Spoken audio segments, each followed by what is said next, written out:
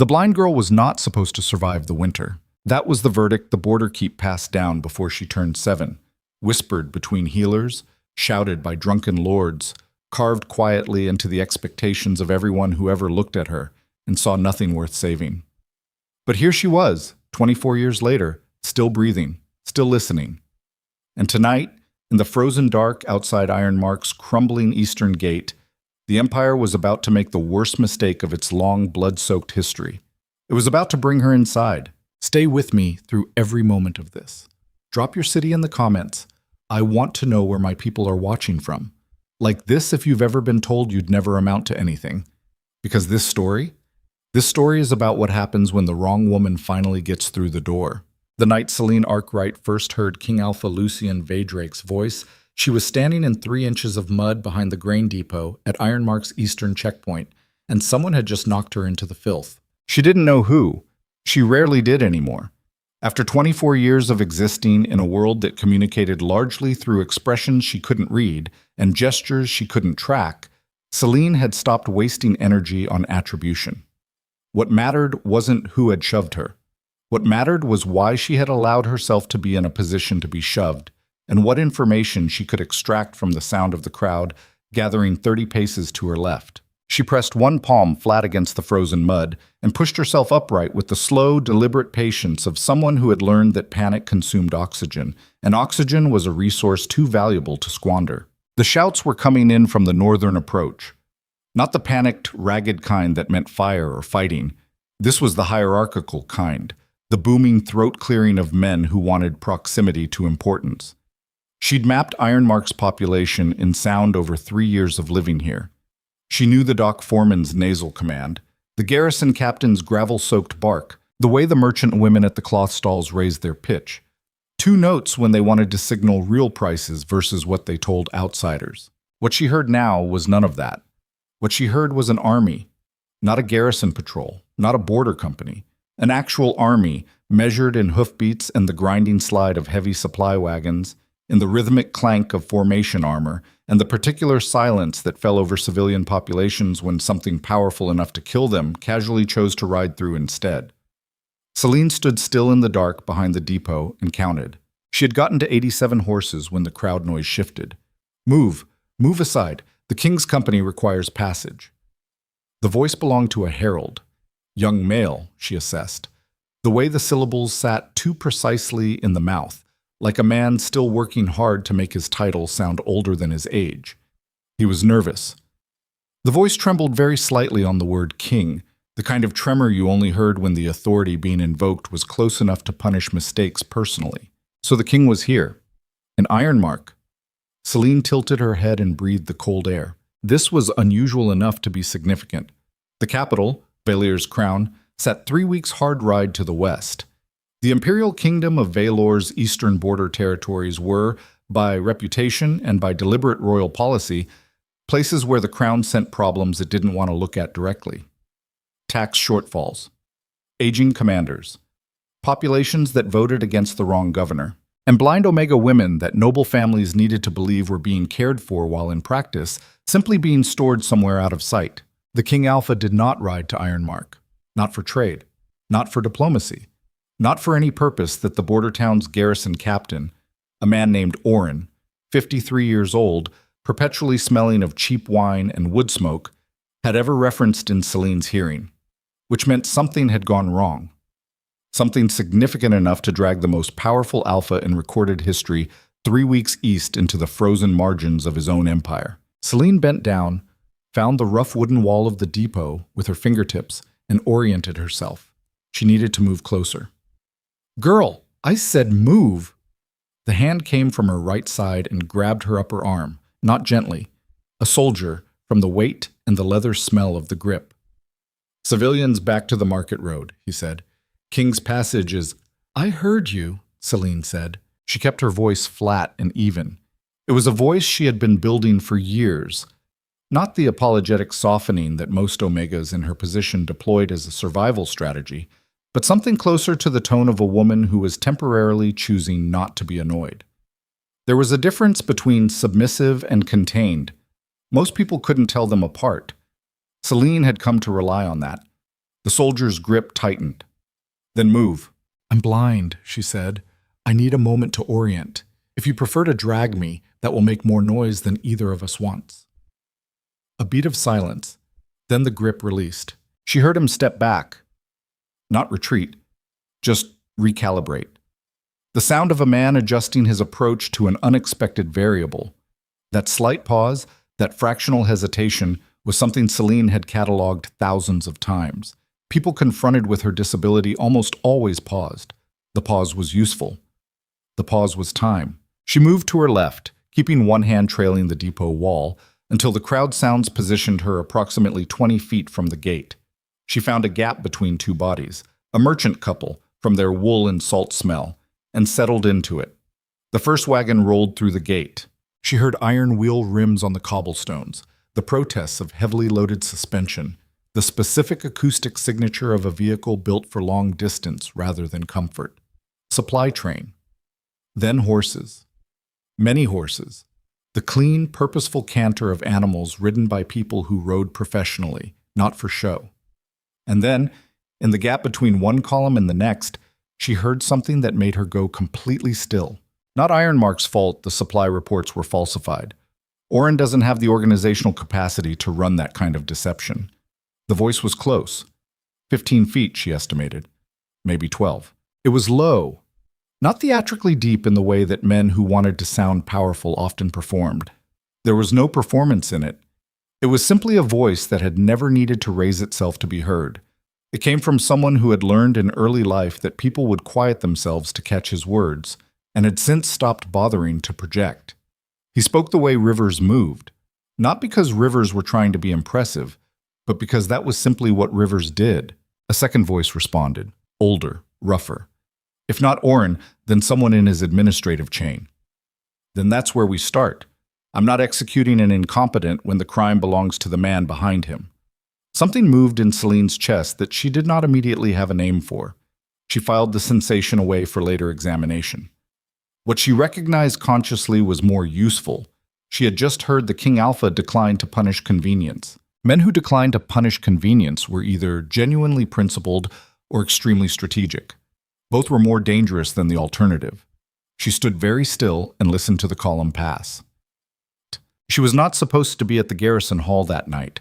Her presence there was technically a violation of the informal understanding that governed Selene's existence in Ironmark, an arrangement she had negotiated 3 years ago with Captain Oren, whose administrative headache she had resolved so efficiently that he'd stopped questioning where she went and started simply hoping she wouldn't make his life difficult. The understanding was she could use the garrison's public spaces during daylight hours. She helped Oren's logistics clerk with supply calculations because she had a memory for numbers that bordered on unsettling, and in exchange the garrison tolerated her presence, and nobody sent the formal report to the capital that would have triggered an inquiry into whether a blind Omega was being adequately supervised in a border post. Night was different.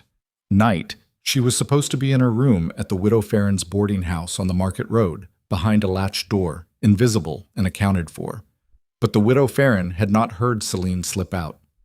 And Selene had spent 3 years memorizing every loose board in Ironmark's garrison complex, every guard rotation, every predictable human habit that created windows of movement. She was inside the east storage corridor before the King's company had finished stabling their horses. She had learned, through careful, sustained observation across years of being dismissed, that the most valuable information in any hierarchical organization was never spoken in formal spaces.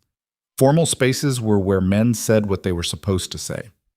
The real data existed in the margins, in the arguments that broke out between generals when they thought only subordinates were listening, in the specific frustrations that high-ranking men permitted themselves to voice only when they believed themselves unobserved. Nobody ever worried about what the blind woman heard. That was their foundational error. And Selene had built an entire life on other people's foundational errors. She settled into the alcove behind the corridor's support beam and waited. She did not have to wait long. Impossible timeline. The voice was unfamiliar to her. A new presence, likely from the King's company. Male. Middle-aged. The clipped consonants of someone educated in the capital.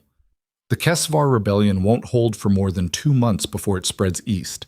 If we don't have a formal presence in Ironmark within the week, We have a formal presence."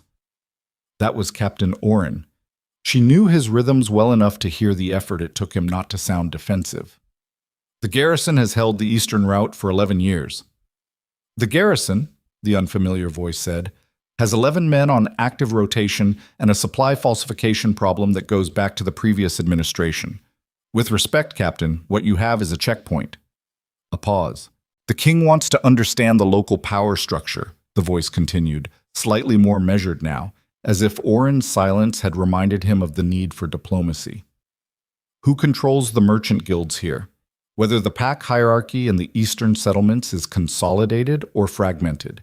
He needs people who actually know this territory." Another pause. Different quality, the kind that preceded an idea.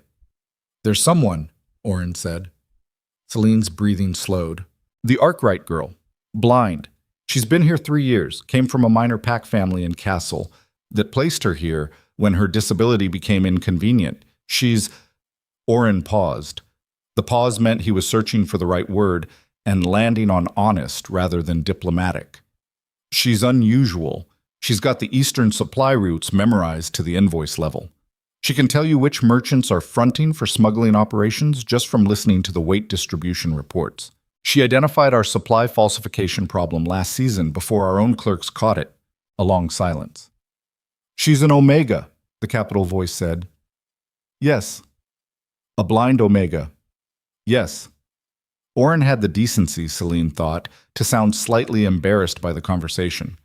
But genuinely, if the king needs to understand who actually moves goods and information through this territory, she's the fastest path. The long pause stretched. Then, "I'll note it. No promises." The voices moved away. Selene stayed in her alcove for another 4 minutes, maintaining stillness by breathing in counts of 7, the way she had taught herself as a child when the darkness and the noise of a hostile house had threatened to overwhelm her. She was cataloging not just the information she'd heard, but the structure of it, the way Oren had framed her, the way the capital official had responded, the likely chain of transmission between that conversation and the king's ear. She had been a name someone mentioned in a corridor. That was more than she'd had this morning. She needed to decide very quickly whether that name was going to be useful. The summons came the following morning, delivered by a soldier who knocked on the Widow Farron's door with a particular brisk authority of someone conveying a message from a person who did not ask twice. "The king will see the Arkwright woman. Garrison Hall, 9th bell." The Widow Farron, a woman of 60, with a deep suspicion of anything that disrupted routine, stood in the doorway and said nothing for a moment. "Selene," she called upstairs. "Selene, there's a soldier." "I heard," Selene said from the top of the stairs. "Tell him 9th bell." She had been awake since the 5th bell. She had dressed carefully, choosing her clothes not for appearance. She had never had access to fine things, and saw no point in performing a wealth she didn't possess. But for information gathering. Wool over linen. Hard-soled boots. Hair loose, not braided, because loose hair caught air movement differently near open doorways, and she had learned to read that as spatial data. She had eaten. She had sat for 20 minutes mapping what she knew. The king was here to investigate a supply falsification problem and assess a broader political fragmentation. He needed local intelligence. He was, by the evidence of the conversation she'd overheard, someone who thought carefully before punishing, which suggested he also thought carefully before trusting. He would come to this meeting with skepticism. He would probe for the edges of her usefulness. And somewhere beneath that process, whether he acknowledged it or not, he would be doing what every alpha in every room Selene had ever entered did automatically. He would be assessing whether she was a threat. She would make sure he concluded she was not. The garrison hall at 9th bell smelled of tallow candles and the faint iron residue of armor that had been taken off but not moved far. Selene walked through the door at the exact moment the bell finished ringing, a calculation she had made deliberately because early suggested eagerness, late suggested indifference, and exactly on time suggested precision. "Selene Arkwright," said the soldier who had collected her. "King Alpha Lucien Veydrake." She stopped at what she estimated was 6 feet of distance and dipped her chin. Not a deep bow. She had no visual confirmation of where he was seated relative to her, and overextending a bow in the wrong direction created exactly the kind of spectacle she didn't need. A controlled, deliberate dip of the head. Acknowledgement without supplication. Silence. Then his voice. "You were at the gate last night." She had not expected him to open there. She kept her face neutral. "Yes. You were also in the east corridor of the garrison around the 12th bell." Longer pause. She did not bother denying it. "Yes," she said. The silence that followed was the testing kind.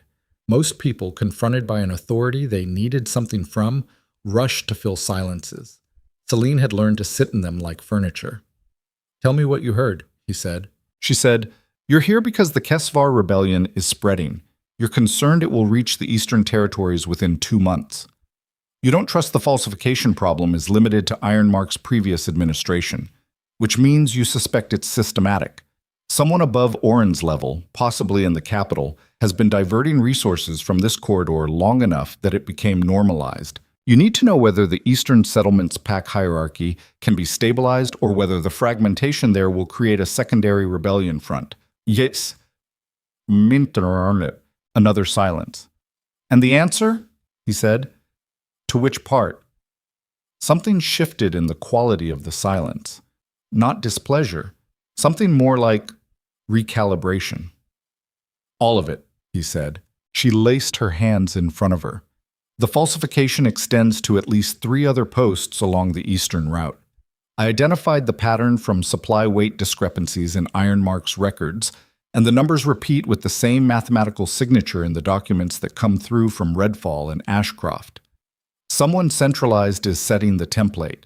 They're skimming approximately 12% of military provision loads and rerouting it, probably to private storage rather than resale, because resale would have created market fluctuations someone would have noticed.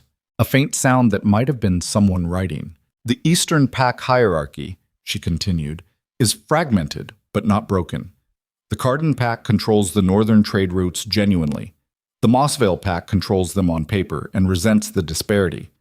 That resentment is being cultivated by someone who wants a reason to invoke territorial grievance, because territorial grievance provides legal justification for a pack to break from imperial oversight under the sovereignty provision in the border charters. Whoever starts that conflict, if it starts, will need only one visible trigger event to make it legitimate." Silence. "How long have you been in Ironmark?" he said. 3 years? "How long have you been tracking the Eastern supply chain?" "Approximately 3 years." A pause. Then, "Why?" She considered the question carefully, not because she didn't know the answer. She knew exactly why. But because the full answer was not information she intended to give him today. "Because information is the only currency I have access to," she said. It was true. It was simply not all of the truth. The sound of him standing. She tracked his movement by the floor vibration and the shift of air. He moved to her left, which put him roughly parallel to her rather than across from her. A deliberate choice, she thought. He was removing the formal across-the-table dynamic, testing whether the spatial change affected her, whether she would turn her head to track him and expose the instinctive directional anxiety that blind people often had about unseen movement. She didn't turn. She stayed precisely where she was. "You're not afraid of me," he said. He sounded, not offended, interested. "Being afraid of you doesn't serve me," she said. "You're either going to find my information useful or you're not. Fear doesn't change that calculation. Most Omegas in your position—" "I'm aware of what most Omegas in my position do," she said. Her voice stayed even. "I've been watching it my whole life, the deference, the careful softening, the practiced smallness." She stopped. "It doesn't work." A breath of silence. "What does work?" he said. "Knowing things other people don't," she said, "and being the most useful person in the room." She was not the most useful person in every room she entered over the next 4 days. She was, however, consistently the most informed. Lucien Veydrake's investigative team was thorough and well-trained. Capital officials who knew how to interrogate records and pressure witnesses and follow chains of administrative authority. They were good at the formal architecture of investigation. What they were not good at was the informal one. The network of mutual obligation, quiet favor, and carefully buried resentment that actually governed how information moved through a border post that the Empire had largely ignored for a decade. Selene was good at that, had been good at it since she was 9 years old, and discovered that the fastest way to survive in a household that didn't want her was to know what every person in it needed before they asked. She spent those 4 days moving through Ironmark with the deliberate unobtrusiveness of someone the town had decided was harmless. She visited the market. She sat in the tavern near the dock where the Eastern traders drank. She had long conversations with the widow Farron's neighbor, a former Mossvale Pack elder who had retired to Ironmark after a land dispute 30 years ago, and still, 3 decades later, talked about that dispute with the fresh anger of the recently wronged. She was building something. She was always building something. On the evening of the 4th day, the king sent for her again. "The falsification source," he said, when she was seated across from him. No preamble. She had been right about that. He was not a man who wasted words on ceremonial framing. "We've confirmed your pattern analysis. 3 other posts, the same template. Ashcroft, Redfall, and Dunmore," she said. "The Dunmore figures are the most useful because the template there is slightly different, newer. Whoever centralized this adjusted their method at Dunmore, which means they updated their approach sometime in the last 18 months. Something changed in how they were worried about being caught." A pause. "There was an audit proposal submitted to the Eastern Administrative Board 14 months ago," she said. "I heard it referenced by one of Oren's clerks. The proposal was rejected at the board level. Someone on that board killed it." The sound of him leaning forward slightly.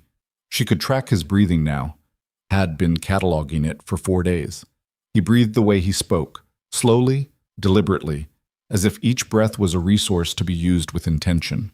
"You think the audit rejection is connected," he said. "I think it would be very convenient for the people running the falsification scheme if an audit proposal happened to die in committee," she said. "And I think that kind of convenient death requires someone with enough authority to kill it quietly. That's not a garrison captain. That's not even a post administrator. That's a board member," he said. "Or several." Another silence. This one different in quality from the others. Heavier. The kind of silence a person maintained when they were revising something they had believed. "Why are you telling me this?" he said. She had been waiting for this question. It was the correct question. The one an intelligent man had to ask when someone was volunteering information that complicated his investigation rather than simplifying it. "Because," she said carefully, "you're not the kind of alpha who punishes convenience. I heard you say that about Oren the night you arrived. I've watched your team work for 4 days. You're looking for the actual source of the problem, not the nearest available explanation for it." She paused. "That's unusual enough to be useful to me." "Useful how?" "A king who wants real answers," she said, "has a use for someone who can find them. A king who wants convenient ones would rather I stayed in my boarding house and didn't complicate his schedule." The silence was long. "You want something," he said. It was not a question. "Everyone wants something," she said. "I want to stop being stored." The word landed in the air between them. She had chosen it deliberately, had rolled it over in her mind for 4 days, testing its weight. It was not polished. It was not diplomatic. It was the precise, unbeautified word for what had been done to her, and she had decided that a man who valued real answers might also value real language. Lucien Veydrake was quiet for a long time. "Your pack family placed you here," he said. "Yes." "Because of your blindness." "Because a blind Omega is an asset problem in a politically ambitious household," she said. "I require accommodation and provide nothing visible in return. That's how they calculated it." She kept her voice level. "They were not entirely wrong. I simply disagreed about what nothing visible meant." A sound that might have been, very slightly, a breath of something adjacent to amusement. Not mockery, something different. "The Mossvale Pack situation," he said. "You mentioned someone cultivating their resentment. Who?" She told him. She told him carefully and specifically, naming the intermediaries she had identified, the probable communication chain, the financial incentives involved. She told him everything she had assembled over 3 years of listening while the town went about its business under the assumption that the blind Omega woman in the market was simply passing time. She told him everything, and as she talked, she listened. She listened for the specific sound of a mind working at high capacity. the quality of attention a man gave to information he was genuinely integrating versus information he was simply receiving for later. She listened for the moments when his breathing slowed, which she had come to understand meant he was locking something in, marking it as significant. By the time she finished, she had learned more about how Lucien Veydrake thought than he had likely told her deliberately. The fifth day brought snow. She heard it before she got out of bed. The muffled quality that settled over Ironmark when the first serious fall of the season packed itself against the buildings and transformed the acoustic landscape from something hard and bouncing to something absorbed and soft. She lay still for 3 minutes, mapping the changed soundscape, cataloging the differences. There was a knock at her door at the 7th bell. Not the Widow Farron's knock. That was knuckle-heavy, impatient, 3 sharp raps. This was measured. 1, pause, 1. A soldier. She was already dressed. "What is it?" she said. "The king asks for your presence. Now." Now was different from 9th bell. Now meant something had happened. She followed the soldier through the snowed-over market road, tracking his footsteps, maintaining 3 paces behind. The snow was 4 inches, dry, recent. The footprint sound under her boots told her no one had come through this way in the last hour. The garrison was between shifts, the market road empty. The garrison hall was different this morning. More people. She counted 8 distinct weight presences by floor vibration and heard at least 12 voices in low, tight conversation. The smell of the room was different, iron-edged with tension, the specific cortisol-laced sweat of men who had slept badly, if at all. Lucien was standing. She could tell by the absence of the slight creak that his chair produced when he shifted. "Close the door," he said. The soldier behind her did. "There was an attempt on my company's supply wagons overnight," Lucien said. 3 men. They were captured before they reached the wagons. They're not soldiers. They're hired. A pause. One of them is talking. Selene stood very still. "He says the order came from Valier's crown," Lucien said. "Not from a board official. Not from an administrator." Another pause. "From someone in my own court." The silence that followed was dense and specific, the kind that preceded the renegotiation of fundamental assumptions. "They weren't trying to destroy the wagons," he continued. "They were trying to access the documentation my team has been compiling, the evidence." Selene breathed carefully. "Someone in the capital already knows what you're finding," she said. "Yes." "Which means they knew before you arrived. They knew you were coming." "Yes. And they knew what you'd find if you looked in the right places." "Which means," he said, and his voice had taken on a quality she hadn't heard in it before. Not anger, but something colder and more deliberate. The temperature that iron achieved before it was useful rather than before it broke. That the falsification network extends further than 3 posts and 1 corrupt board. "Someone in my court has been managing this for long enough that they have a response protocol for imperial investigation." The room breathed.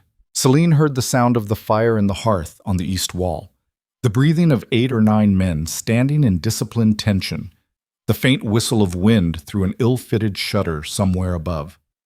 She said, "How much of your investigative documentation is stored in this building?"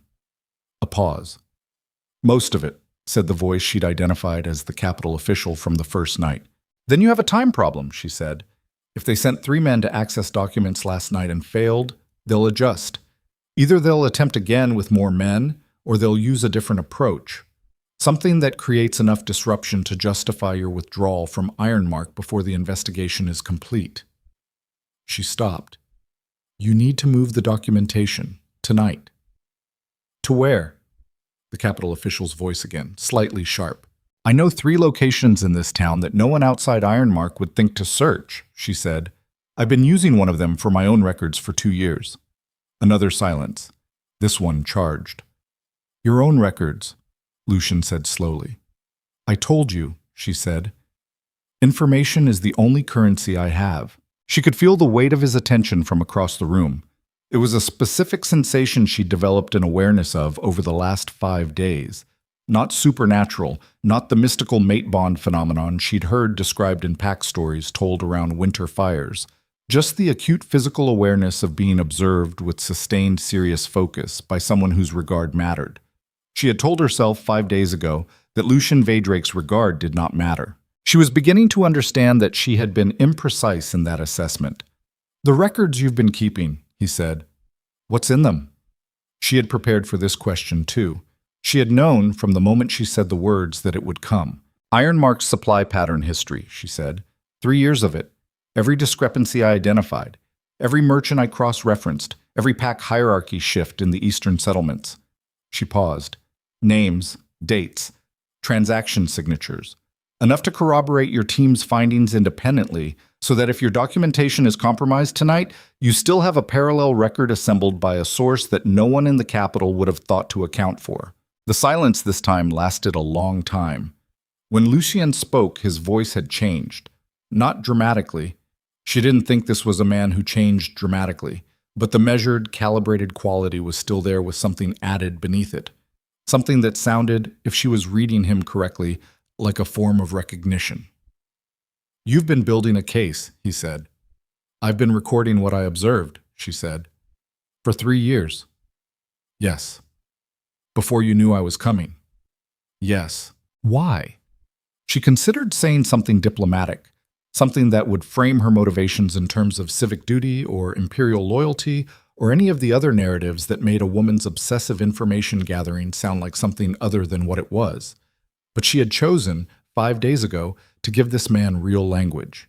She had decided that was the correct strategy, and she was not going to revise a strategy mid-execution because the emotional stakes had risen. "Because I knew eventually that something like this would happen," she said. "An investigation, an inquiry, a moment when someone with the authority to act would need what I had, and I intended to be the person who had it. So that they would owe you something. So that I would have leverage," she said. "Yes." A long pause. "That's an interesting word," he said, "to use to the man whose favor you're currently standing in." "You asked me an honest question," she said. "I gave you an honest answer. If that offends you, then we've both learned something useful about the limits of this conversation." And then something happened that Selene had not planned for and could not have precisely predicted, though she had read it as a distant theoretical possibility. Lucien Veydrake crossed the room toward her. She tracked him by sound and floor vibration. 4 paces, direct line. He stopped close. Closer than the 6 feet of formal distance he had maintained through every previous exchange. 2 feet. Maybe 18 inches. At that proximity, she could hear his breathing clearly. It was slower than it should have been for a man standing in a room full of tension and bad news, and a stranger who had just told him to his face that she was collecting leverage. His heartbeat, she couldn't actually hear heartbeats, obviously. That was a fairy story people told about alphas and their mates. But she could hear the quality of his breath, and his breath said something that none of his words had said. She felt the change before she understood it, felt it the way she felt the shift in air temperature before a door opened.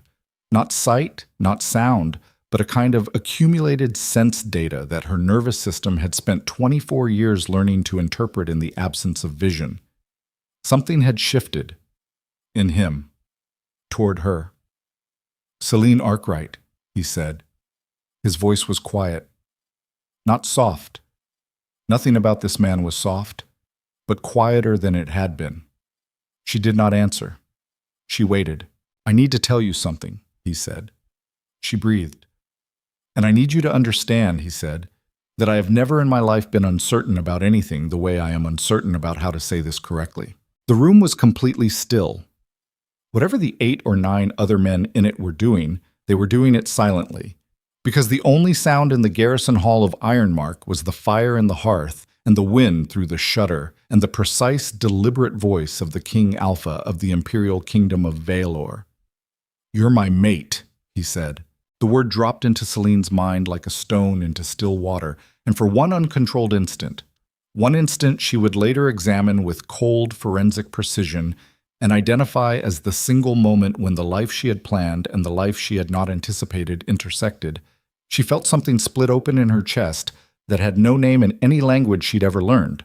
Not joy, not relief, not even shock exactly. Something rawer than all of those.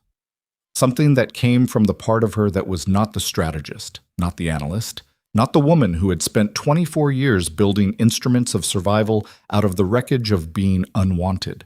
Something that came from the part of her that was simply a person who had never, not once, been chosen. She breathed, in, out, slow, 7 counts. And then when her voice was steady enough to carry exactly the weight she intended it to carry and no more, she said, "I know." The silence was absolute. "You know," he repeated. "I've been aware of the bond for 4 days," she said, "since the first morning." Another absolute silence. "And you said nothing," he said. She kept her face still. "I was still determining," she said carefully, "what it meant for my plans." She heard him exhale.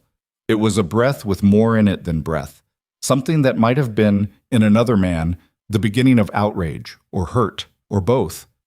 But before either of them could say anything further, the door burst open, and the soldier who came through it said, with the specific, stripped-down urgency of a man delivering news he wishes he weren't, "Your Majesty, the captured men, 2 of them, they're dead. And the third," a pause. "The third one had a seal in his pocket that he hadn't told anyone about. We opened it just now." A silence. "It has your mother's mark on it," the soldier said. "The Queen Mother's personal seal." The Queen Mother's seal. 3 words that rewired every assumption in the room. Selene stood exactly where she was and listened to the silence fracture. She heard it happen in stages, the way a frozen river broke apart in spring, not all at once, but in sequence, one crack propagating into the next until the whole surface was moving. The Capitol official made a sound in his throat that was not quite a word. One of the soldiers shifted his weight, boot leather scraping stone.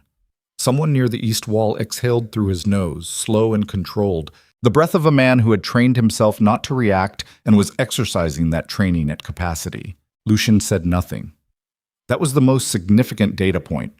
A man who processed shock by going louder was a man who used noise to manage information he wasn't ready to face. Lucien's silence was different, not avoidance, but compression. He was taking the thing the soldier had just said and pressing it down into a shape he could carry. Selene had 4 seconds to decide what to do with this. She said, "Show me the seal." Every person in the room turned toward her.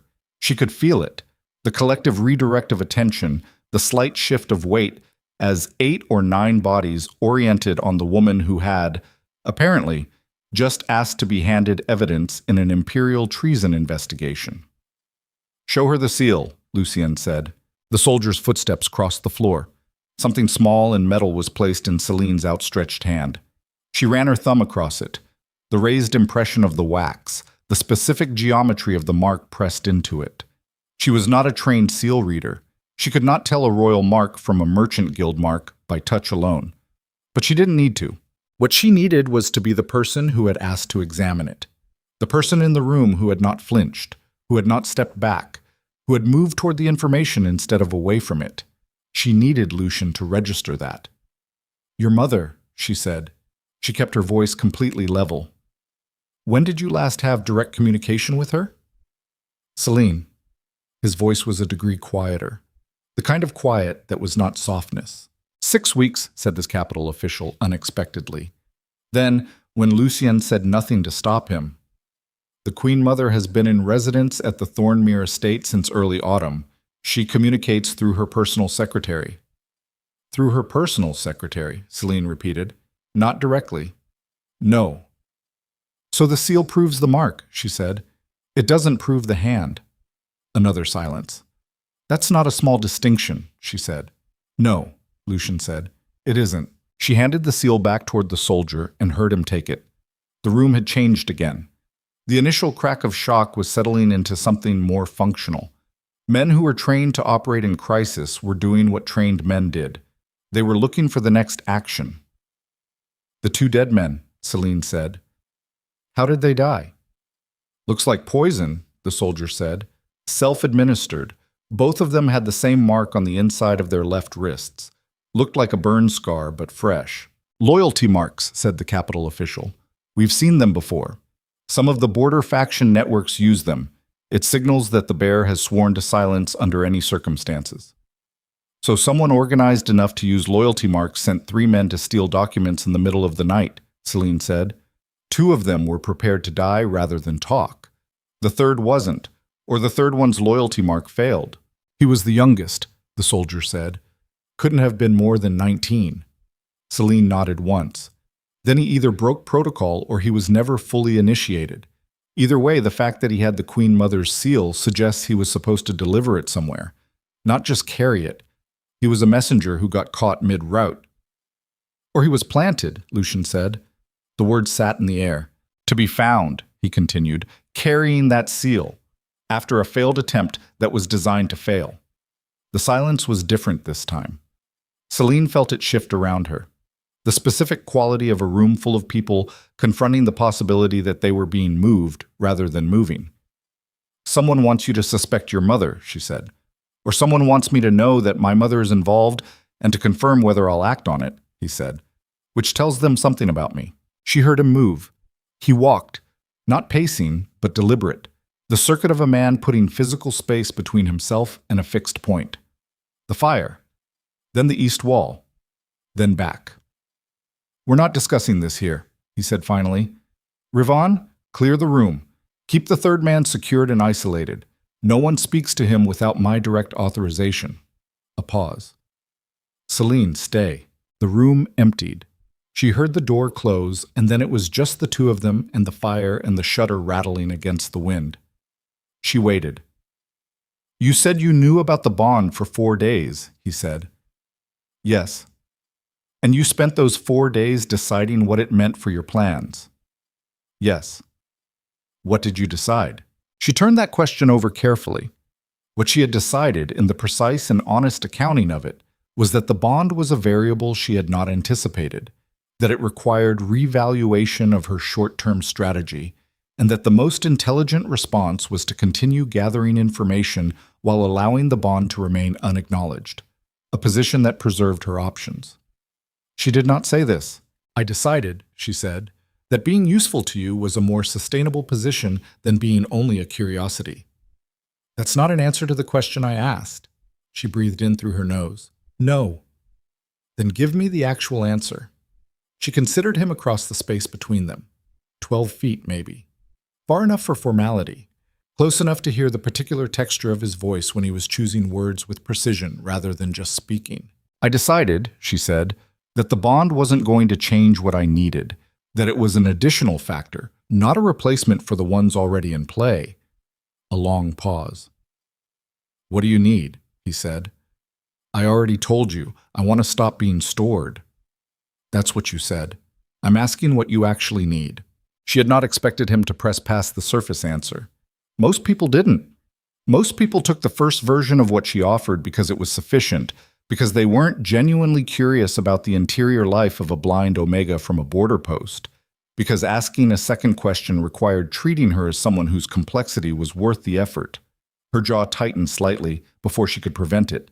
I need, she said, with a care that cost her something, to be somewhere that my capabilities have a ceiling high enough that I can't see it from where I'm standing. The fire crackled. Because right now, she said, the ceiling is about 12 feet above my head, which is... She stopped, breathed, which is a waste of everything I've spent 24 years building. Lucien was quiet for a long time. When he spoke, his voice had that additional quality again, the one she'd heard earlier when he said the word mate and everything in the room had changed. Come to Valier's crown, he said. She kept her face perfectly still. Not as... He stopped. She heard him make a choice about how to say the next part. Not under any formal designation yet. As an intelligence consultant, attached to my investigative team. Whatever your records contain, I want them moved there. And whatever your capabilities are, I want them applied somewhere the ceiling is considerably higher than 12 feet. The word yet settled into her awareness, and she filed it carefully. Your court will not be pleased, she said. My court is not always correct about what pleases me. Your court, she said, will look at a blind Omega from a border post and see a liability. My court, he said, looked at a falsified supply chain for 11 years and saw stable border management. I've stopped relying on my court's assessments. Something moved in her chest again. She identified it this time faster than she had the first time, which was worse because it meant her defenses were adapting to it rather than rejecting it. She had spent 24 years without anyone in authority choosing to trust the contents of her mind over the inconvenience of her body. She had exactly one sentence with which to respond to this, and she chose it the way she chose everything, with precision and without waste. "When do we leave?" she said. They left Ironmark before dawn on the following morning. Selene's belongings filled a single pack, practical, organized, the possessions of a woman who had never accumulated things that couldn't be carried quickly. The records she had spent 3 years assembling were wrapped in oilcloth and distributed between 2 separate saddlebags because she had learned early in her time at Ironmark that single points of failure were a luxury she couldn't afford. The widow Farron stood in the doorway of the boarding house and said nothing while Selene shouldered her pack. Then she said, "You're not coming back." "No," Selene said. A pause. "Were you ever just passing time?" the widow asked. "Or was it always—" She stopped. "Never mind. Safe travel." Selene dipped her chin and turned toward the street. She had never been on horseback before. She did not say this. She was assigned a mare. She knew from the wait-to-step sound and the particular management-oriented patience of the animal.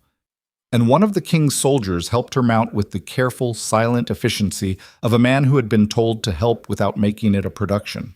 She sat still on the horse's back and mapped the animal's gait for 40 minutes until she could ride without holding the saddle horn. Lucien rode beside her. Not always. The demands of commanding a company on the move required his attention in other directions, but consistently enough that she could track his position in the column by the sound of his horse, which she had identified from the others by a slight irregularity in the animal's left forefoot strike. On the second morning, when the company had stopped at a way station and most of the soldiers were occupied with equipment checks, he brought his horse alongside hers. "You're not asking questions," he said. "About what?" "About where you're going, what it will be like, what you should expect from the court." She considered this. "You'll tell me what I need to know when I need to know it. Or you won't, and I'll find out another way." A pause. "That doesn't concern you." "Being uninformed concerns me," she said. "Not knowing that I'm uninformed is what concerns me. I know I'm going into an environment where most of the variables are unfamiliar. I'm accounting for that."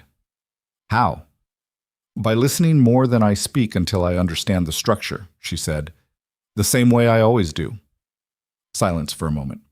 The sound of horses moving around them, soldiers' conversations at a distance, the creak of wagon wheels on frozen ground. "Can I ask you something?" he said. It was not phrased as a question. "You can try." "When did you decide to trust me with the information about the Eastern Network?" She thought about this honestly. "I didn't decide to trust you. I decided the information was more valuable deployed than stored. There's a difference." "Is there?"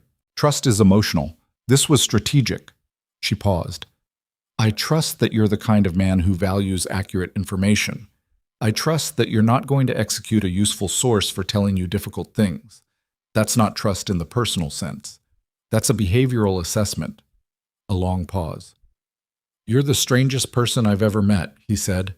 "I know," she said. "Most people find it easier to forget that." Violier's crown announced itself before it was visible. Selene knew they were close 3 hours before the company reached the capital's outer walls, because the acoustic landscape changed. The particular echo density of a large city, sound bouncing off close-packed stone, layering and compressing in ways that open country never produced, was unmistakable to someone who navigated primarily by sound. The city smelled different too. Wood smoke concentrated, animal presence in large numbers, the chemical underpinning of industry and close human habitation. She had never been to a city of this scale. She did not let herself show what that felt like. The gates were immense. She could tell by the way sound changed as they passed through, the sudden enclosure of the arch creating a brief acoustic tunnel before the city opened around her. The crowd sounds on the main processional were loud enough to be disorienting, but she had dealt with disorientation before. She sat straight on the mare and kept her face still. She heard someone call out from the crowd, something she couldn't quite catch, a woman's voice, angry or contemptuous, the word omega used as an epithet rather than a designation. Then another voice, a man, closer. She didn't turn her head. Nightfall Palace was stone that breathed cold. She felt it before she dismounted. The specific temperature that massive stone structures maintained regardless of external weather, the kind of chill that got into clothing and settled there. She was assigned rooms. A woman named Aelith, who announced herself in the efficient, slightly exhausted tone of a senior household attendant who had seen enough unusual situations that her surprise threshold was high, showed her through them and described their contents with methodical accuracy. "You don't have to describe every object," Selene said, when Aelith paused to explain the location of a decorative vase. "My instructions were thorough orientation," Aelith said. "Skip the decorative items. Give me structural layout, door positions, window count, and which surfaces I can put things down on without creating problems." A pause. "Right," Aelith said, and restarted. Selene spent 2 hours after the attendant left mapping the rooms.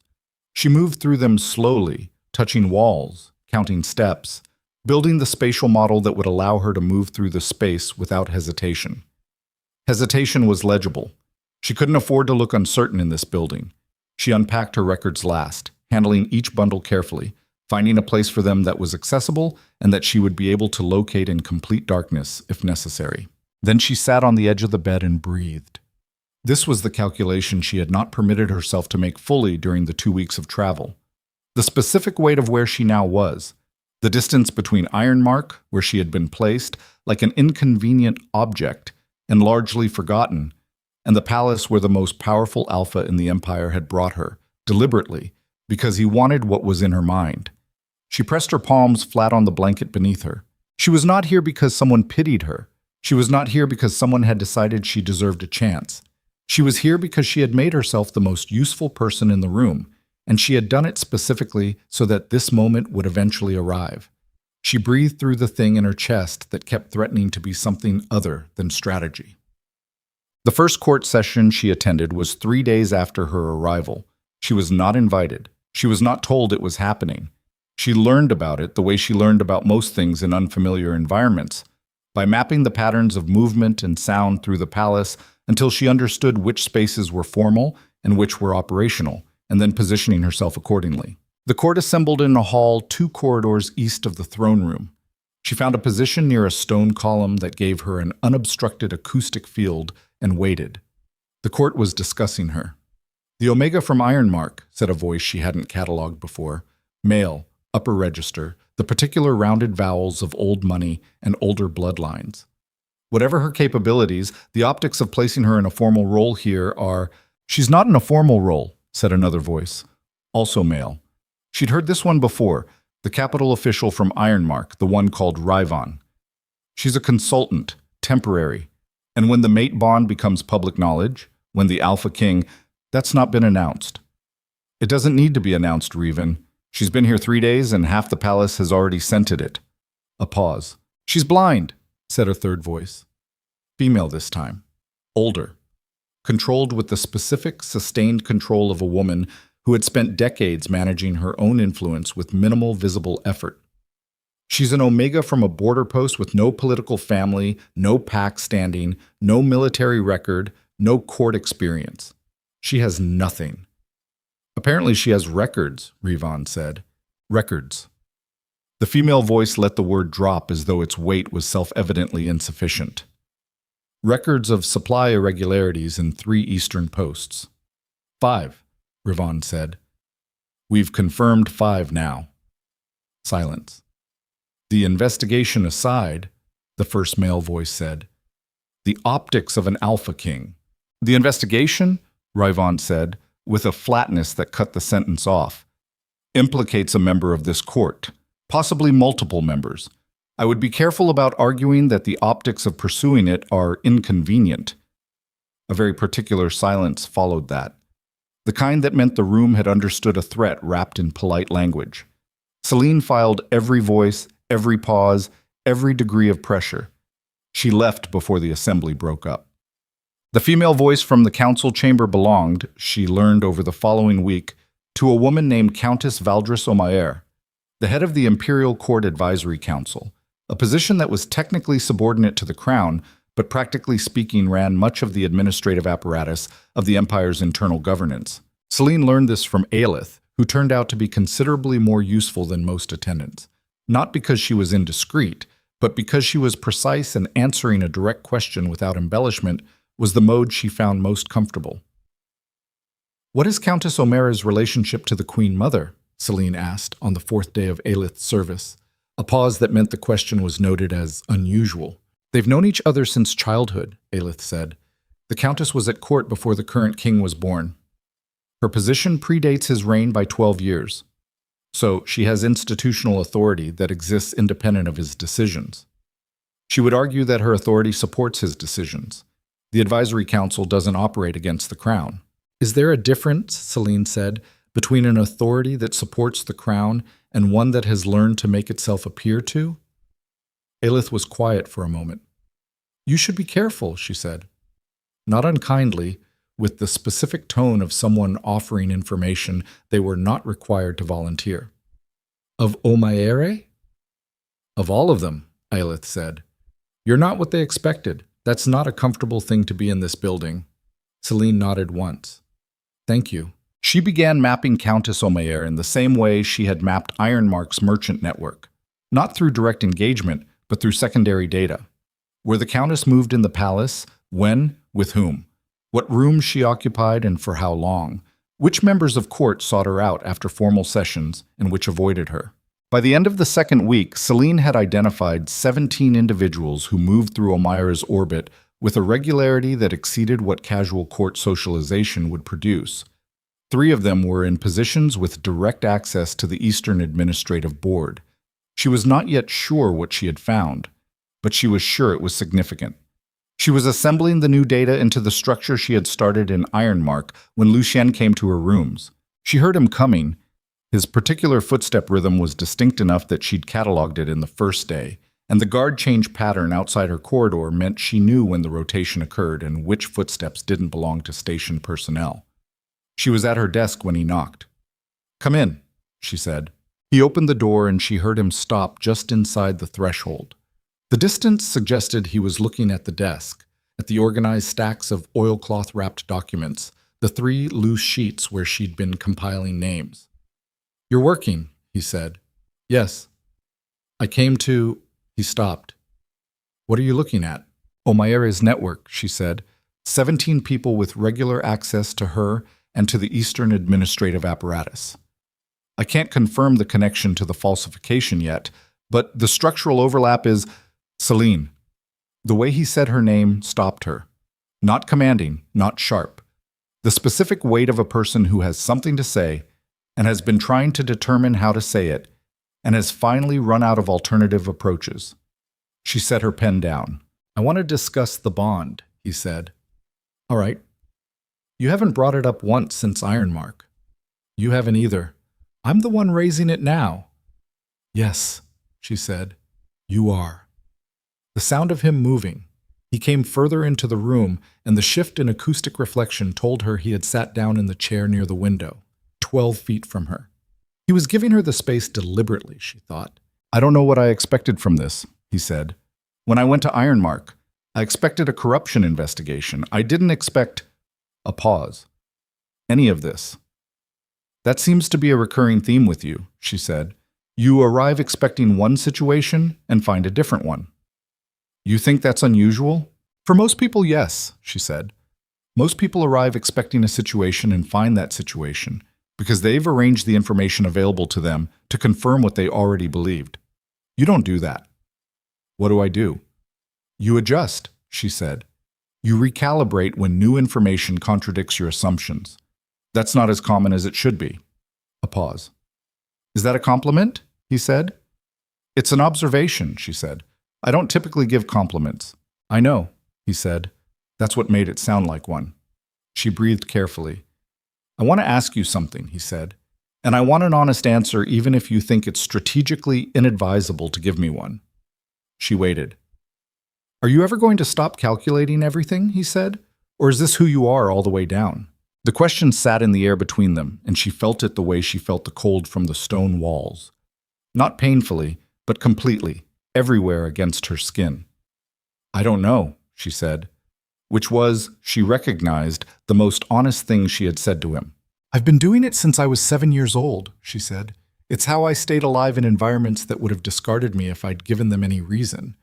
I don't know who I would be if I stopped." She stopped herself. Then, because the sentence was incomplete and she had committed to honesty, "I'm not sure I trust that person." Another silence. This one not empty, full of something she didn't have a clean category for. "For what it's worth," he said, "I don't think you're as armored as you believe you are." She opened her mouth and closed it. "The window and iron mark," he said, "when I told you about the seal, you went still in a very specific way. Not the same kind of still you use when you're processing information. Different." She said nothing. "You were afraid for me," he said, "not for the investigation, for me." The fire in the hearth crackled. She heard her own breathing and hated that it was audible. "You read too much into body language," she said. "I don't, actually," he said. "I read exactly as much as is there." A silence. "Lucien," she said. It was the first time she had used his name without the title. She heard him register it, that fractional pause, the one that meant something had landed differently than expected. "Don't make assumptions about what I feel," she said carefully. "I'm not capable of being uncomplicated. You should know that before you—" She stopped. "Before anything formal is considered." "I know that," he said. "I'm not looking for uncomplicated. I'm looking for real." She turned that over. "Real," she said. "The people in this palace," he said, "have been managing my impressions of them for years. Every conversation is a performance. Every act of loyalty comes with a price that gets presented later." A pause. "You're the first person who told me to my face that you were collecting leverage, in front of 8 witnesses." She heard something she identified after a moment as the edge of amusement in his voice. "I didn't plan to say it quite that directly," she said. "I know. That's why I believed it," she breathed. "Lucien," she said again. "Still here." "Your mother's seal," she said. "Have you sent word to her?" A long pause. When he spoke again, the quality of his voice had shifted. The warmth of the previous few minutes compressed back into something more controlled. "I have," he said. She responded through her secretary. She denied any knowledge of it. "Did you believe her?" A longer pause. "My mother," he said slowly, "is a woman who has spent 30 years managing the gap between what she wants and what she's permitted to want. She is not stupid, she is not sentimental, and she has never in my memory admitted to a mistake when a plausible denial was available."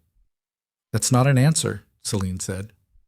"No," he said, "it isn't." She waited. "She's arriving in 3 days," he said. "She's decided to end her estate residency and return to the palace." The timing sat in Selene's mind like a piece of stone dropped into a still pool. She watched the ripples run outward. A woman who had spent 3 months in a state residence and chosen to return to the palace within a week of a failed intelligence operation and the arrival of an unexpected mate bond. That woman was not retreating. She was repositioning. "She knows about me," Selene said. "I suspect she's known since before I left for Ironmark," he said. "How?" "Because she knows almost everything," he said. "She has a network that makes your 17 names look like a starting point." Selene went very still. "A network," she said. "She built it over decades," he said, "before I was king, while I was consolidating the empire. It runs through the court administration, the merchant guilds, the pack hierarchy advisors." He paused. "She is not a person who acts without a plan. The question I haven't been able to answer yet is what plan the seal fits into." "Because if she wanted to simply discredit you," Selene said, thinking aloud, "leaving a traceable seal on a hired operative is a blunt instrument for a woman who doesn't use blunt instruments." "Exactly. So either the seal wasn't hers, someone used it without her knowledge, or the seal was hers, and being found was part of the plan." "Yes." She pressed her palms flat on the desk. She was doing the thing she did when the calculation mattered, slowing her breathing and letting her mind run the options without forcing a conclusion before the data was complete. "She's coming here to look at me," she said. "Among other things, yes." "What does she want to see?" "I suspect," Lucien said, "she wants to determine whether you're manageable." The word landed in the air between them. Selene turned toward it. "And if she decides I'm not," she said, Then she'll move to make you irrelevant, he said, quietly. Through channels you won't see coming until they've already closed. She absorbed this. Tell me one thing, she said. If I can. When she arrives, she said, am I going to meet her with your introduction or on my own? A pause. What are you asking me? I'm asking, she said carefully, whether you intend to position me as someone you're protecting or someone you're presenting as an equal. The silence was long enough that she could hear the fire and the wind and nothing else. An equal, he said. She breathed. Then I need 3 days to prepare, she said. I need everything you can give me about her, her history, her alliances, the specific people in her network that I haven't already identified. I need to know her pressure points, her sensitivities, and what she considers worth protecting above everything else. Selene, I'm going to walk into a room with a woman who has 30 years of network infrastructure and has possibly orchestrated a political intelligence operation against her own son, she said. I would prefer to do that with as much information as possible. A pause. You're not afraid of her, he said. I said I would prefer more information, she said. I didn't say I wasn't going to get it either way. She heard him stand. He crossed toward the door. Then he stopped. There's one thing you should know, he said. Yes. My mother, he said, is very good at finding what people need most, what they're genuinely afraid of losing, and using it. He paused. Be careful about what you show her. Selene turned toward his voice. I've spent 24 years, she said quietly, practicing exactly that. The door closed behind him. She sat in the dark of her own stillness for a long moment. Then she pulled the nearest sheet of paper toward her and picked up her pen, and she began to write. She wrote the names she'd identified from Omira's network. She wrote the structural connections she'd mapped between the Eastern Administrative Board and the Court Advisory Council. She wrote 3 questions she had not yet been able to answer. She wrote, at the bottom of the page in her own particular cramped notation, Queen Mother, Arrival Day 3, 30-year network, knows about me. Seal either hers or used against her. Either she controls this situation or someone is controlling her. Then she stopped, wrote one more line. Either way. She's coming to end me. She set the pen down. She breathed. And then, in the silence of her room in Nightfall Palace, Selene Arkwright did something she hadn't allowed herself to do in a very long time. She smiled. Because a woman who came to end you was a woman who had already admitted you were worth the effort. And the Empire was about to discover what happened when it underestimated the wrong woman for the last time. She reached for the next sheet of paper. She had 3 days. She intended to use every second. She used all 3 days. Not the way a person used time when they had adequate time, not with the luxury of pace or the comfort of thoroughness extended at will. She used the 3 days the way a surgeon used a scalpel, with economy and direction, cutting only where the cut was necessary, never where it was merely possible. Lucien sent her everything she asked for. Not through an intermediary, not summarized by a secretary's actual documents, actual correspondence records, actual administrative logs from the Queen Mother's 30 years in court. He sent them with Rivan, who delivered them with the particular expression of a man executing orders he understood to be sensitive and had chosen not to form opinions about. Selene worked through the nights. She had Aelith read aloud what she couldn't process by touch, correspondence in unfamiliar hands, documents with seals she couldn't identify by impression alone. And she listened the way she listened to everything, with a layered attention that simultaneously tracked content and structure and the specific choices a writer made when they were managing what they revealed. The Queen Mother's name was Selene Veydrake, née Castra. 61 years old, born into a mid-tier pack family in the western provinces with enough standing to be considered marriageable to a future king and not enough to arrive with demands. She had entered Nightfall Palace at 19 as a consort candidate and never left, which was itself a data point because women who intended to leave usually did. Women who stayed forever had identified something worth staying for. What Selene assembled across 3 nights of reading and listening and mapping was not a portrait of a villain. It was considerably more complex than that and considerably more dangerous. Selene Veydrake had spent 40 years making herself structurally indispensable. Not through charm, though she possessed it, and not through threat, though she was capable of that too. She had made herself indispensable the way great infrastructure made itself indispensable, by becoming so embedded in how things functioned that removing her would require rebuilding the system from the ground up. Her network was not a conspiracy, it was a maintenance apparatus. 30 years of favors given and received, information shared and withheld, positions appointed and blocked, alliances brokered and selectively dissolved. She did not control the empire.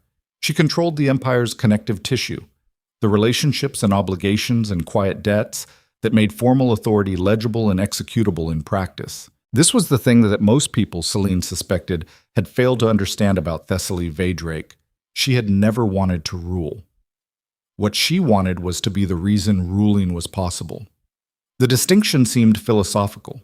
In practice, it meant the difference between a woman who could be confronted and a woman who could not be removed without catastrophic collateral damage. On the third night, Selene set her pen down and sat in the dark of her room and ran the complete picture through her mind for the first time as a whole, rather than as accumulated parts. The Eastern Falsification Network, 5-post, systematic, long-running, required sustained administrative cover. It had survived at least one internal audit proposal, and probably more. The level of institutional protection required for that kind of long-running diversion exceeded what a board official could provide. It required someone who could reach into the administrative board and close conversations before they became investigations. Selene Veydrake's network reached the administrative board through at least 4 confirmed direct contacts. The seal on the dead operative, either hers or used to implicate her. Selene had spent 2 days turning this question over. A woman who had spent 30 years building a maintenance apparatus did not use her personal seal for operations that could be traced.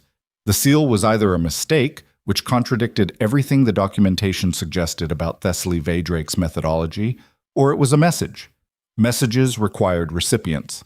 The recipient, Selene had concluded by the end of the second night, was not Lucien. The message was for her. She sat with that conclusion for a long time. The fire had burned down to coals. The palace was quiet around her. The specific quality of silence that very large stone buildings produced in the small hours. A silence that was not empty but compressed, containing the accumulated weight of everything that had happened in those walls. The Queen Mother had known about the mate bond before Lucien returned from Ironmark. She had known about Selene before the seal was discovered, which meant her intelligence network had flagged Selene before the investigation began, which meant someone had been watching Ironmark, which meant the Eastern Falsification Network and the Queen Mother's network were not 2 separate systems with incidental overlap. They were the same system. And the seal, left on an operative who was supposed to be caught carrying evidence of the Queen Mother's involvement, had been placed there to tell Selene something specific. I know you're coming. I know what you're building, and I want you to know that I know. It was not a threat. It was an invitation. Selene pressed her palms flat on her desk and breathed slowly. She had walked into Nightfall Palace believing she was preparing to meet a woman who wanted to eliminate her.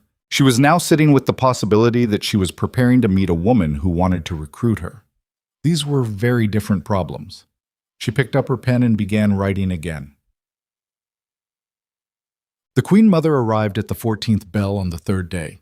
Selene was in the east corridor of the main palace wing when the arrival happened, positioned deliberately because Lucien's report on Selene Veydrake's movement habits indicated she had used the east corridor entrance for 30 years, a preference so consistent it had become invisible to the people around her, which meant invisible things about consistent people were worth paying attention to.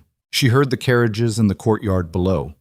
Then footsteps, more than a retinue, a full complement of attendants and household staff, moving with the organized efficiency of people who traveled regularly with someone who had specific requirements. Then, through the corridor, the sound of the main doors opening and the change in air pressure as a large group entered the building. She stayed where she was, still, her back against the wall, hands at her sides. The footsteps came toward her. 20 feet, 10, 5. They stopped. Selene did not move. "You're the Arkwright girl," said a voice. Not the voice from the council chamber recording she'd had Aelith describe to her, not aged or weakened. A voice that had been used with precision for a very long time, the vocal equivalent of a well-maintained instrument. Capable of warmth, capable of coldness, currently running at exact neutral, which was the most controlled register of all. "Yes," Selene said. You're standing in my corridor, the voice said. I know. A pause. You knew I'd come this way. Your eastern corridor preference has been consistent for 30 years, Selene said. The household staff have stopped noticing it, which made it useful to me. Another pause. Longer this time. Walk with me, Selene Veydrake said. It was not phrased as a request. It also was not phrased as a command. It sat in the precise register between them where authority could be asserted or declined without either party being required to name what had just occurred. Selene fell into step beside her. They walked in silence for the length of the corridor. The Queen Mother's pace was unhurried and very consistent. A woman who had learned that people who needed to keep up with her tended to reveal something about themselves in the effort. Selene matched it exactly, not by following, but by parallel rhythm. They turned into a smaller corridor, then through a door that Selene hadn't fully mapped yet. She registered the handle type, the weight of the door, the temperature change on the other side indicating a smaller room with a fire recently lit. Sit, Thessaly said. Selene sat. She oriented on the fire sound to her left, which put the other chair to her right, which put the door behind her. Less than ideal. She filed it and continued. My son tells me you're perceptive, Thessaly said. I assume he told you more than that. He told me you identified the falsification network from supply weight discrepancies, that you've been recording Eastern intelligence for 3 years independently, that you walked into an investigation and handed a reigning king evidence that complicated his case instead of simplified it. A pause. He told me you said you were collecting leverage. Yes. That was honest. He asked me a direct question, Selene said. He was going to find out anyway. It was more useful to say it than to have him discover it. Useful, Thessaly repeated. You use that word a great deal. It's an accurate word. It's a defensive word, the older woman said. People who frame everything in terms of utility are usually protecting themselves from having to admit they care about something. Selene said nothing. My son, Thessaly said, after a moment, cares about you already. It's been 3 weeks. He has never, in my memory, allowed himself to care about anyone this quickly. He considers it a weakness and has spent his entire reign managing it. A pause. He didn't manage it with you. The bond is biological, Thessaly said flatly. I'm not talking about the bond. I'm talking about the fact that he sent you the full administrative archive of 30 years of my activity. He's never shown anyone those documents. He barely looks at them himself. Selene sat with this. He trusts you, Thessaly said. 3 weeks in, without verification, without precedent, which is either the most foolish thing he's ever done, or... She stopped. Or you're something I haven't encountered before, and I need to determine which. You could ask me, Selene said. I am asking you. You're observing me, Selene said. That's different. A pause that might have been the beginning of something that was not quite amusement. All right, Thessaly said. Then I'll ask directly, what do you want from my son? I want the position and authority that comes with being his mate, Selene said. I want access to the institutions I'm currently excluded from. I want to stop operating from the margins of a system I'm capable of influencing directly. And him? Not the position. Him. The silence stretched. I haven't decided, Selene said. It was the most honest answer she had, and she could tell, from the quality of the pause that followed, that Thessaly Veydrake recognized honesty when it appeared. Good, the older woman said. An honest answer is more useful to both of us than a performed one. The seal, Selene said. A longer pause. Yes, Thessaly said. The seal. You left it to be found. I left it to be found by you, Thessaly said. I couldn't predict whether Lucien's team would have the analytical range to understand what it meant. But a woman who identified a falsification network from weight discrepancies in supply records, she paused. I thought she might. You wanted me to know that you knew about me before Ironmark. I wanted you to know that I have been watching you for longer than you've been watching me. Selene breathed carefully. Why? Because a woman with your capabilities entering this palace needed to understand immediately that the intelligence environment here is not what she's accustomed to. Thessaly's voice was level.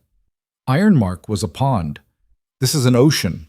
I needed you to know that on the first day, not after you'd made a mistake that cost you something. The logic of it landed with the clean precision of something that had been constructed carefully. Selene ran it again to check for gaps. She found one. If you wanted to warn me, she said, there were simpler methods. Simple methods require channels, Thessaly said.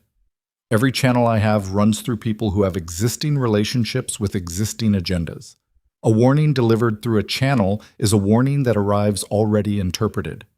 I needed you to receive the raw data and reach the conclusion yourself. Because if I reached the conclusion myself, Selene said slowly, it proved I was capable enough to receive the next level of information. A pause. Yes, Thessaly said. Selene sat very still. You're recruiting me, she said. I'm determining whether you're recruitable, Thessaly said. There's a difference. The fire crackled. Selene heard the small sounds of the palace around them, footsteps in the corridor above, the distant exchange of a guard change. The falsification network, she said. Yes. It runs through your contacts. Several of them, yes. You didn't build it. A pause. No. But you know who did?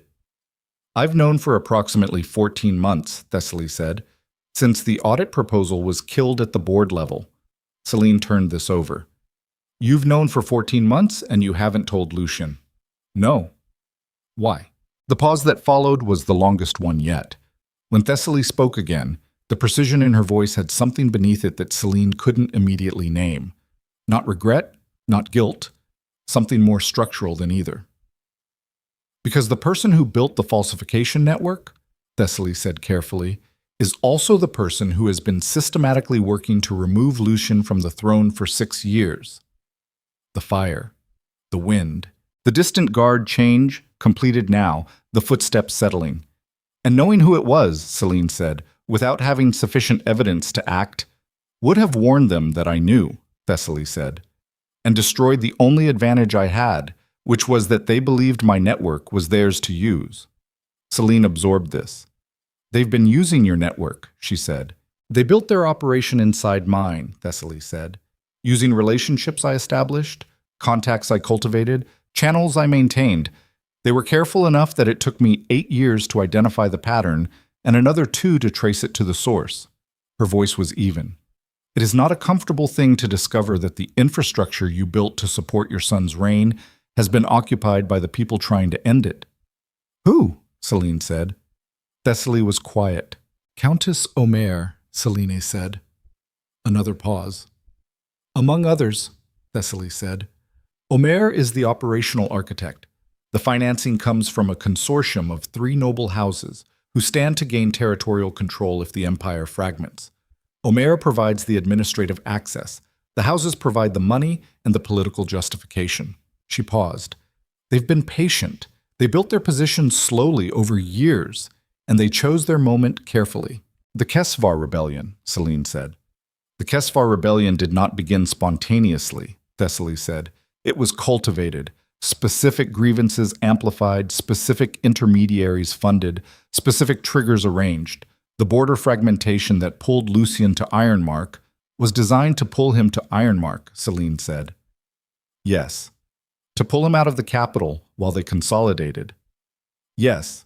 And while he was gone, they identified the mate bond through your network and understood that an unexpected variable had entered the situation. An unexpected variable that he brought back with him, Thessaly said, inside the palace, with access to documentation and proximity to the king that no one outside his immediate staff possesses. Selene sat with the architecture of it, the specific, elegant, patient architecture of it, the way a plan of this scope required not just intelligence but discipline, the ability to move slowly when speed was tempting, to maintain consistency across years when individual moments of advantage might have prompted premature action. She knew that discipline. She had practiced it herself, at a much smaller scale, in a border post that no one important had been watching. What do they intend to do? She said. Lucien returns from Ironmark with evidence of a systematic corruption that implicates members of his own court, Thessaly said. He also returns with a blind Omega mate that the court considers politically and socially indefensible. Omaere's faction intends to use both. A pause. The corruption investigation will be turned against him, reframed as evidence that his administration has failed, that the Eastern Territories are collapsing, that his judgment in appointing administrators is defective. The mate bond will be used to argue that he's emotionally compromised, that he brought an unvetted intelligence source into the palace and granted her access to sensitive materials without verification. Which is accurate, Selene said. Which is accurate, Thessaly agreed. They'll argue that his decision-making capacity is impaired, that the bond has created a vulnerability that enemies of the state could exploit, and they'll invoke— She stopped. Selene waited.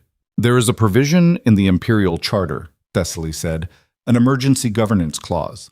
If a majority of the High Advisory Council determines that the Alpha King is unable to perform his duties due to compromised judgment, they can invoke a regency period, temporarily, during which the Council assumes collective authority. During which Omayer and her faction hold effective control, Selene said. Yes. How large is their majority on the Advisory Council? Currently, they have 9 confirmed votes. They need 11. A pause. They've been working on the remaining 2 for the last 4 months. Selene breathed. When? She said. They'll move when this corruption investigation reaches the point of formal accusation, Thessaly said. They need Lucien to publicly commit to prosecuting the board officials, which will create the confrontation they need to position him as destabilizing. And they need the mate bond to be formally announced so they can use it as evidence of compromised judgment. He's going to announce the bond, Selene said. He told me he was preparing to. I know, Thessaly said. That's why I'm here. The silence between them was very specific, the kind that existed in the moment before a decision that couldn't be unmade. You need me to stop him, Selene said. I need you to understand, Thessaly said carefully, that right now every move that feels like progress, the investigation advancing, the bond becoming public, the formal position in court, every one of them is a move that Omayre's faction has already accounted for. A pause. They've been planning this for 6 years. You've been in the palace for 3 weeks. Selene sat with the specific cold weight of that. She was not accustomed to being the person with less information. She had built her entire existence on ensuring she was never that person. In Ironmark, she had been the most informed individual in every room she entered.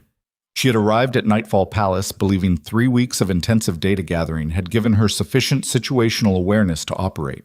She had gathered excellent information about a tactical situation without understanding the strategic one. She had been, without knowing it, operating inside someone else's frame. The feeling that moved through her was not panic. She had learned too young and too thoroughly to panic. Panic was a luxury of people who could afford to lose control and have someone help them recover. What she felt instead was the specific, cold recalibration of a mind, identifying a fundamental error and beginning the process of correcting it. What do you need from me? She said. I need you to help me expose Omayre's network before they move, Thessaly said, but I need you to do it without Lucien knowing the full scope of what I've told you. The sentence sat in the air between them. You want me to keep information from him, Selene said. I want you to protect him from making a decision he can't reverse before we have the evidence to support it, Thessaly said. If Lucien knows the full extent of Omayre's network now, he'll move against it immediately. That's who he is. And they'll see him move, and they'll accelerate, and they won't have what they need to. You want him to appear to be behaving normally, Selene said, advancing the investigation at a pace they expect, preparing the bond announcement on a timeline they've calculated, while we work behind it. Yes. She sat very still. She had walked into this room 3 hours ago believing she was meeting an opponent. She was now sitting across from a woman who had just handed her the most comprehensive intelligence briefing she had ever received, trusting her to use it correctly, and asking her to keep a significant omission from the man she was bound to. This was the architecture of a trap. She knew that. She held that knowledge and turned it over in her mind with complete clarity. It was also possible it wasn't.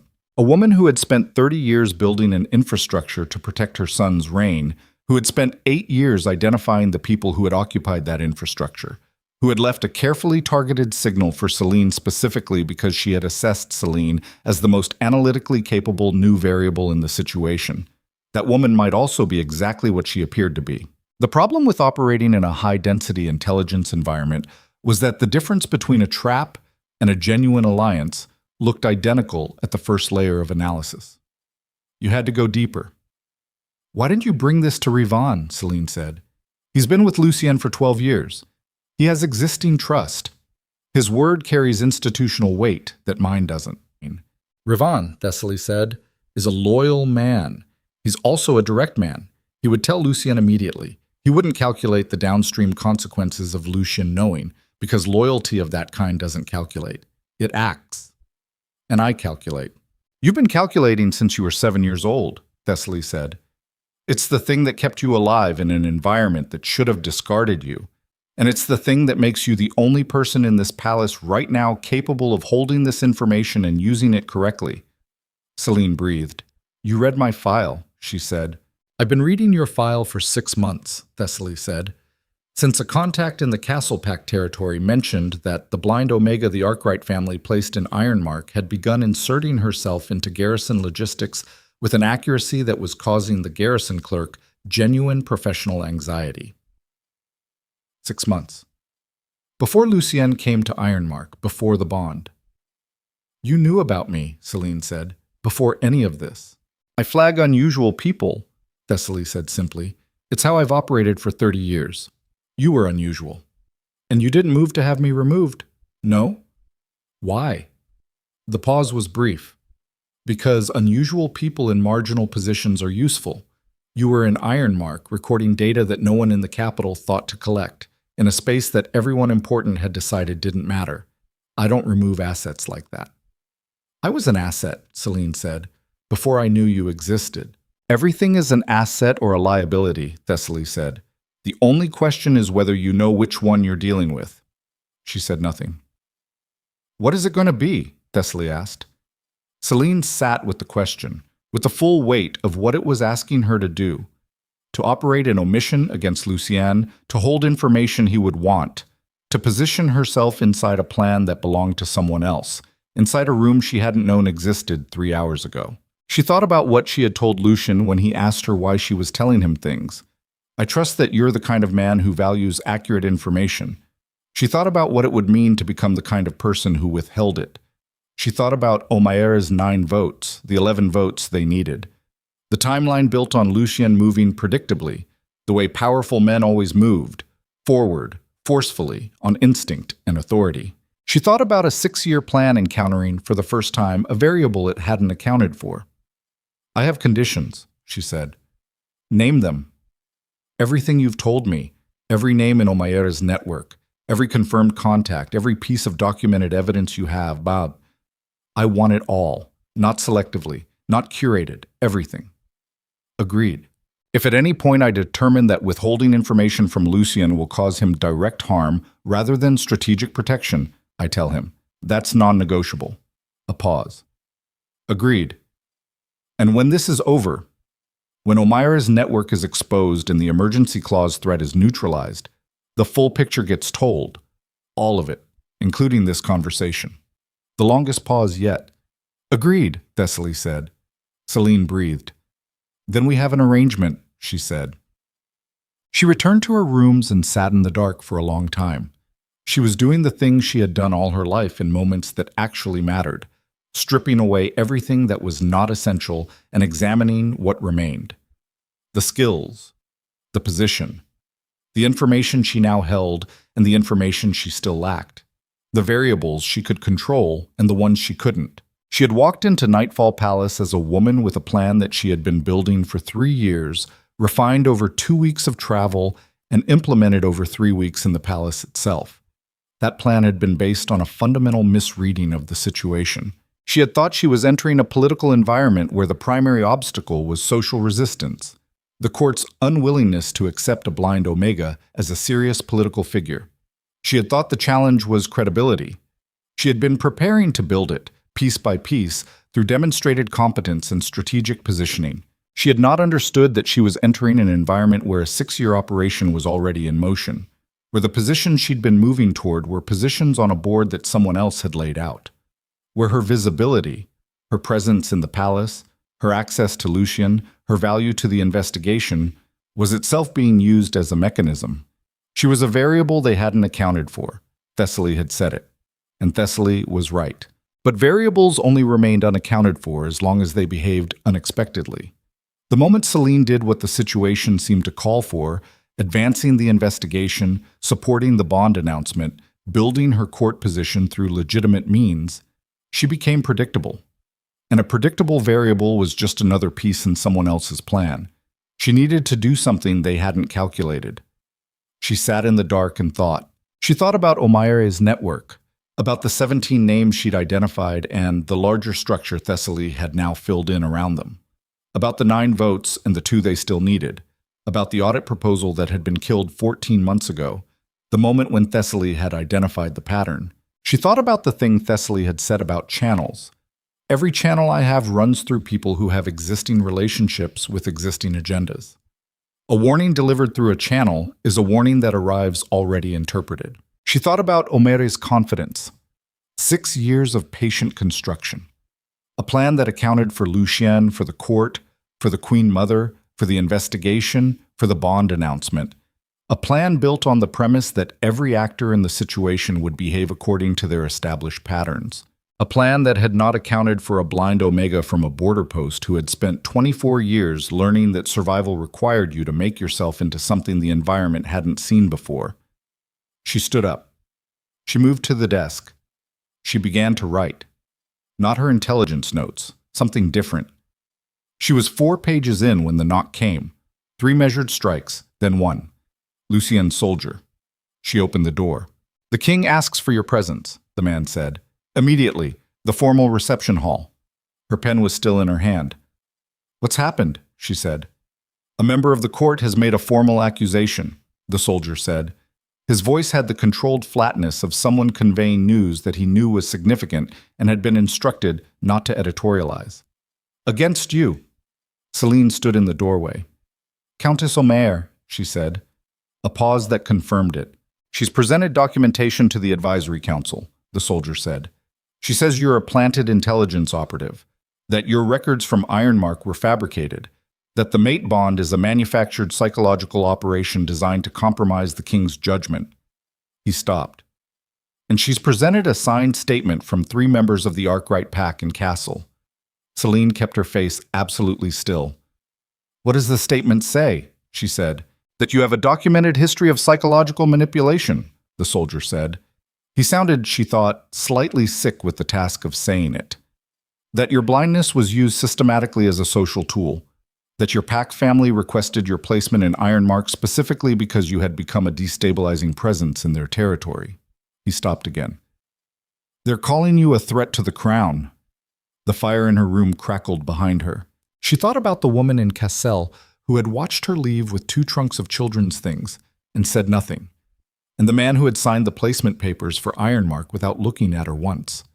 The house she had spent 17 years memorizing because knowing where every person was and what they were doing was the only way to survive in a space that had never wanted her. The pack that had decided a blind Omega with a memory for inconvenient truths was a liability that needed to be placed somewhere it couldn't embarrass them. She had known always that the placement was a disposal. She had not known until this moment that the disposal had left a paper trail they were willing to weaponize. "Who has seen the statement?" she said. "The full advisory council," the soldier said. "It was presented in formal session, half an hour ago." She breathed. Omaire had moved, not on the timeline Thessaly had described, early, which meant one of 2 things. Either the plan had always included this as an accelerant, or something had changed in the last 3 hours that had prompted a faster move. The last 3 hours. While Selene was in a private room with the Queen Mother, someone had told Omaire, which meant Thessaly's network was not as contained as Thessaly believed. She set the pen down on the small table by the door. "Tell the king," she said, her voice entirely steady, "that I'm coming." She reached back into the room for her outer coat. She put it on. She ran her thumb over the buttons to confirm them, found the collar, settled it. Then she walked out into the corridor. The soldier fell into step behind her. Ahead of her, the palace spread out in its acoustic complexity, the layered sound of a building that held hundreds of lives in close proximity, the specific resonance of stone corridors and high ceilings and fires in every hearth, and the subtle vibration of people in motion through spaces built to contain power. She had arrived here 3 weeks ago as a variable no one had calculated. She was still that. She walked toward the reception hall and thought about what it meant to have your history used as a weapon against you. The particular cruelty of it. Not that they had found something false, but that they had taken something true and reframed it so completely that the truth inside it was no longer legible. Her pack family's fear of her had been real. Her capacity for manipulation had been real. Her systematic use of her blindness as a social tool had been real. She had acknowledged it to Lucien's face in a room full of witnesses. Every word of that statement was accurate, and every word of it had been stripped of its context, its causality, its history, the specific and ugly facts that explained why a child in an unwelcoming house had learned to do what it took to stay safe. This was what it meant to have no institutional protection, no pack standing, no family willing to provide a counter-narrative, no court history that predated Omaira's version. She had 3 weeks in this building. Omaira had 30 years. She walked through the corridor and felt the specific pressure of a situation that had just foreclosed every moderate option. She had arrived believing the challenge was credibility. She had been prepared to build it slowly and carefully and over time. Omaira had just ensured there was no time, which meant the plan she had built, cautious, incremental, positioned for a long game, was no longer viable, which meant she had to become, right now, in the next 5 minutes before she walked into that hall, something she had spent 24 years carefully not becoming. She had to stop being the person who gathered information and gave it to someone else to act on. She had to become the person who acted. The reception hall doors were ahead of her. She could hear voices, many of them, the layered acoustic signature of a room full of people generating the specific kind of noise that accompanied public confrontation. She stopped outside the doors, breathed. The soldier behind her said nothing. She thought about the woman she had been this morning, measured, strategic, working within a plan that someone else had structured, carefully managing her own visibility. She thought about the woman she would need to be on the other side of this door. She had always known, somewhere beneath the calculation, that she would eventually arrive at a moment where the choice was not between two strategies. The choice was between two selves. The self that survived by making herself useful to other people's plans, and the self that had been building, in the dark, in the margins, in the border posts, and the empty corridors of the empire for 24 years. The self that had always known she was meant to walk through the door first. She breathed, she put her hand on the door, and she walked in. The reception hall was larger than she had prepared for. She knew its dimensions by acoustic report. She had mapped the space twice in her 3 weeks at Nightfall Palace, walking it in the early morning when it was empty, building the spatial model that would let her move through it without hesitation. She knew it was 60 feet long and 30 wide, stone-floored, with a vaulted ceiling that doubled every sound and sent it back altered. She knew the advisory council's formal seating ran along the north wall, and the raised dais at the hall's far end was where the king's chair sat on the 3 steps of polished granite. What she had not prepared for was the specific acoustic signature of a room containing over 100 people in the particular silence of collective anticipation. It was not quiet. It only sounded like quiet from the outside. Inside, it was a compression of held breath and shifted weight and the low, sustained vibration of people deciding, in real time, whether they were watching something or participating in it. She walked through the doors. She walked at her normal pace, not slow. Slow would read as hesitation, and hesitation in a room like this was blood in a current. Not fast. Fast would read as panic, and panic was what they wanted. She walked at exactly the pace she walked every corridor in this building, the pace of a woman who knew where she was going and had already decided what she would do when she got there. The room shifted around her. She heard it, the specific acoustic event of a large group of people turning to observe a single individual. The sound pressure changed as faces turned. The air moved differently. She kept walking. She oriented on the fire on the east wall, on the slight elevation change at the halfway point where the stone floor stepped up 2 inches. She had mapped that step precisely, had counted paces to it from the entrance, and she walked to the center of the hall and stopped. Selene Arkwright, Countess Omaira's voice came from the north wall. 11 o'clock on Selene's internal compass. Controlled and assured, the voice of a woman who had prepared this moment carefully and was now executing it. "Countess," Selene said, You've been informed of the statement before this council. I've been told a statement was presented, Selene said. I haven't read it. It was signed by 3 senior members of the Arkwright pack in Cassel, Omair said. It documents a pattern of manipulative behavior spanning 17 years.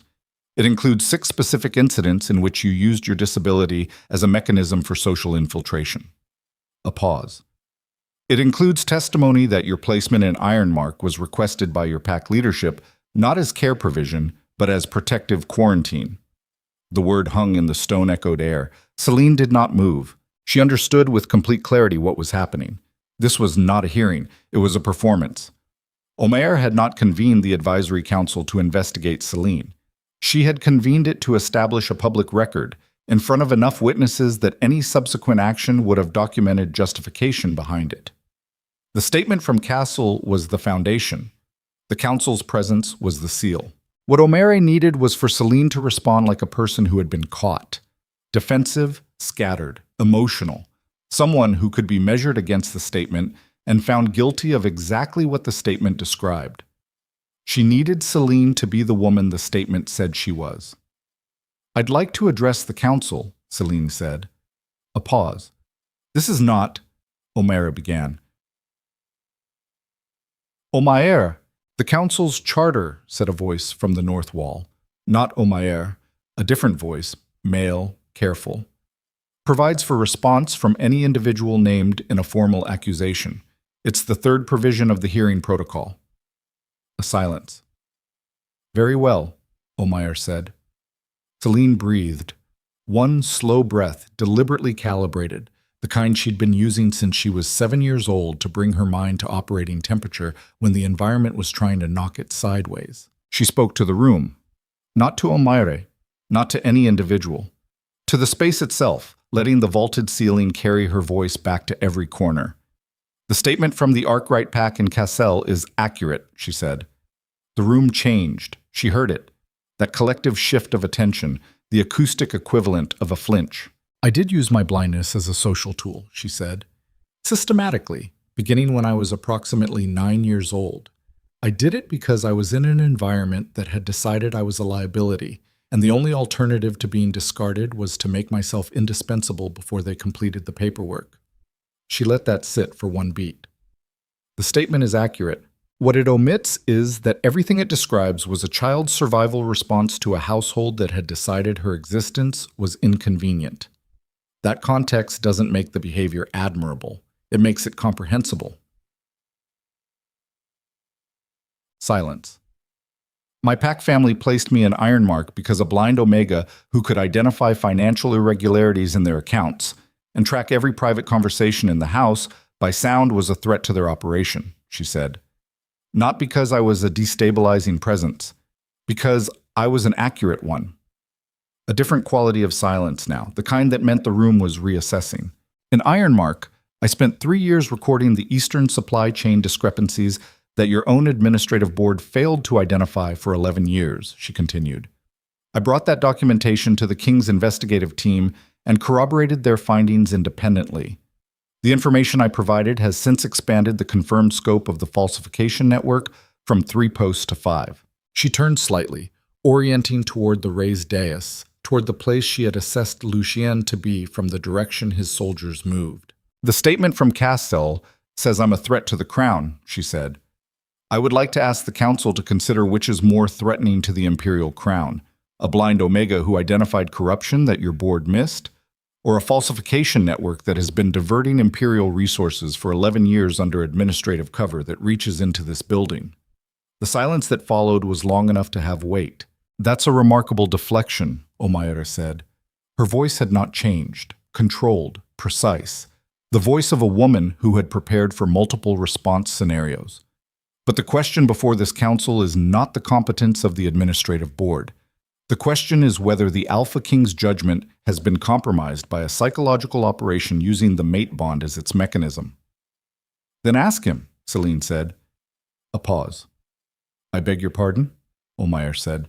The king is in this room, Selene said. If your question is whether his judgment has been compromised, the most direct method of answering it is to ask him. Anything else is a conversation about him rather than with him, which seems like exactly the kind of institutional behavior that produces administrative boards capable of missing 11-year fraud operations. From the dais, the sound of someone standing. Lucien's voice, when it came, was the same voice she had catalogued in Ironmark. Low, unhurried, with the specific quality of something that didn't need to raise itself to be heard. "The Council will note," he said, "that the Alpha King's judgment appears sufficiently intact to follow this exchange without difficulty." A pause. "Countess Omer," he said, "how long have you been aware of the Eastern Falsification Network?" The silence that followed was a different kind than all the silences that had preceded it. This one had an edge. "I'm not certain what you're implying," Omer began. "I'm not implying anything," Lucien said. "I'm asking a direct question. How long have you been aware that administrative officials in the Eastern Posts were diverting Imperial military provisions?" "I've been aware since your investigative team's findings were shared with the Advisory Council." "The audit proposal," Lucien said, "submitted to the Eastern Administrative Board 14 months ago. It was killed at the board level. You have 3 direct contacts on that board. I'm asking whether you were informed of that proposal and chose not to bring it to my attention." The compression in the room was immense. Selene stood in the center of the hall and understood, with sudden and complete clarity, that Lucien had not come to this room unprepared. He had not come as a man defending his mate Bond. He had come as a king who had been running a parallel investigation. She had spent 3 days building intelligence on Omer. Lucien had been doing the same thing, in his own channels, in his own way, without telling her. She breathed. Good, she thought. Good. The audit proposal was a routine administrative matter, Omer said. "Rivan," Lucien said. A new voice, Rivan's, from somewhere to Selene's left. "The board correspondence relating to the audit proposal of 14 months ago. I'm distributing copies to council members now." The sound of paper moving. Multiple sheets. The particular acoustic signature of a room receiving documents. Hands reaching, paper unfolding, the specific silence of people reading. Then a voice from the north wall, one Selene hadn't heard before. Older, male. The kind of voice that belonged to someone who had held formal positions for a long time. "This is dated 4 days before the proposal was formally rejected," the voice said. "It's correspondence between Countess Omer and Administrator Herath on the Eastern Board. It says," a pause. "It instructs Herath to ensure the proposal does not advance to formal review." A silence like a held blade. "That document," Omer said, and for the first time the control in her voice showed a hairline fracture, "is taken entirely out of context." "The context," Lucien said, "is that an audit that would have exposed 11 years of systematic resource diversion was killed because you instructed a board member to kill it, while those same resources were being diverted by a network that has financial connections to 3 noble houses with documented territorial ambitions in the eastern provinces." A pause. "I'd be interested in the context that makes that benign." The hairline fracture in Omer's voice widened. "You're allowing this woman to—" "I'm asking you a question," Lucien said. "I'm going to keep asking it until you answer it, or until the council draws its own conclusions from your refusal." Selene stood in the center of the room and listened to the sound of a 6-year plan encountering the specific load-bearing problem that all plans based on predicted behavior encountered eventually, the moment when the predicted actor stopped behaving predictably. Omer had built her operation on a precise model of Lucien Veydrake, an alpha who moved forward on instinct, who would advance the investigation publicly and loudly, who would announce the mate bond on an emotional timeline, who could be positioned as compromise before he understood he was being positioned. She had not built her operation on a model of an alpha who had spent 3 days quietly assembling counter-documentation while appearing to do exactly what she expected. The room was separating. Selene could hear it in the acoustic pattern. The north wall, Omer's side, had gone denser with held tension. The sound pressure on the dais side was different, lighter, the weight of people who were revising their assessments in real time. 9 votes. She needed to understand where the 9 votes were now. "I would like to address the council directly," she said. Lucien said, "The floor is yours." She turned toward the north wall. She did not turn toward the council in aggregate. She turned specifically toward the area from which she had heard the most independent responses, the voices that were not Omer's and we're not simply following her rhythm. The emergency governance clause, she said. The silence from the north wall was immediate and specific. You've been told I'm a threat to the king's judgment, she said. Some of you believe it. Some of you are uncertain. Some of you are in rooms I've already mapped and know exactly what was discussed there. She let that sit. I'm asking you to consider one question before this council makes any formal determination. She breathed. The clause requires a majority determination that the Alpha King is unable to perform his duties due to compromised judgment. You've been presented with evidence that he is compromised, specifically that he brought an unvetted intelligence source into the palace and granted her access to sensitive materials. She paused. What you've witnessed in this hall in the last 20 minutes is the king using those sensitive materials to ask a sitting council member to account for her role in an 11-year fraud operation. She let the geometry of that settle. If that's compromised judgment, I'd like to understand what functional judgment looks like to this council. From somewhere in the north wall, the older male voice that had read the document said, "She has a point." Omaira's voice came back fast. She's performing exactly the psychological manipulation the Cassel statement describes, reframing the conversation, controlling the room. The room, Selene said, doesn't require controlling. It requires accurate information, which is not the same thing. You're a blind Omega from a border post with no standing in this court. I'm the person who documented what your network spent 11 years concealing, Selene said. Her voice stayed level, completely level, with the specific, sustained evenness of someone who is not suppressing anger but has moved through it to somewhere colder and more precise. I've been in this palace 3 weeks. Your operation has been running for 6 years. The fact that this conversation is happening at all suggests that 3 weeks and a comprehensive record is sufficient to locate the structural weakness of 6 years of careful construction. The silence was absolute. She turned back toward the dais, toward Lucien. "The Queen Mother," she said. "Is she present?" From the side wall to her right. "I'm here." Thessaly's voice dry and contained. "The seal recovered from the operative in Ironmark," Selene said. "I'd like to ask the council to consider its provenance. Not whether it bears the Queen Mother's mark. It does. But how a sealed document belonging to the Queen Mother's personal correspondence arrived in the pocket of a hired operative working for an operation that the Queen Mother's own network has been attempting to identify for 14 months. She paused. "I would suggest that someone with access to the Queen Mother's household used her seal without her knowledge.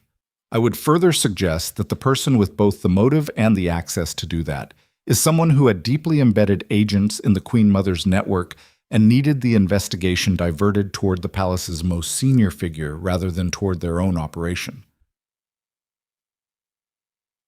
The room was very still.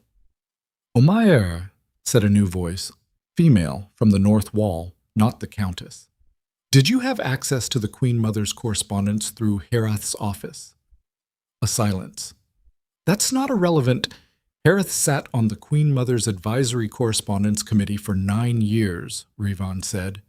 "It's documented in the palace administrative records." Another silence. And then something happened that Selene had not predicted and could not have engineered. Someone in the north wall began to speak in the voice of a person who had just decided that the wall they'd been standing against was not going to hold. "I want the record to reflect," said a male voice she'd heard twice before in council session. One of the 9, she was near certain, one of Omaira's confirmed votes.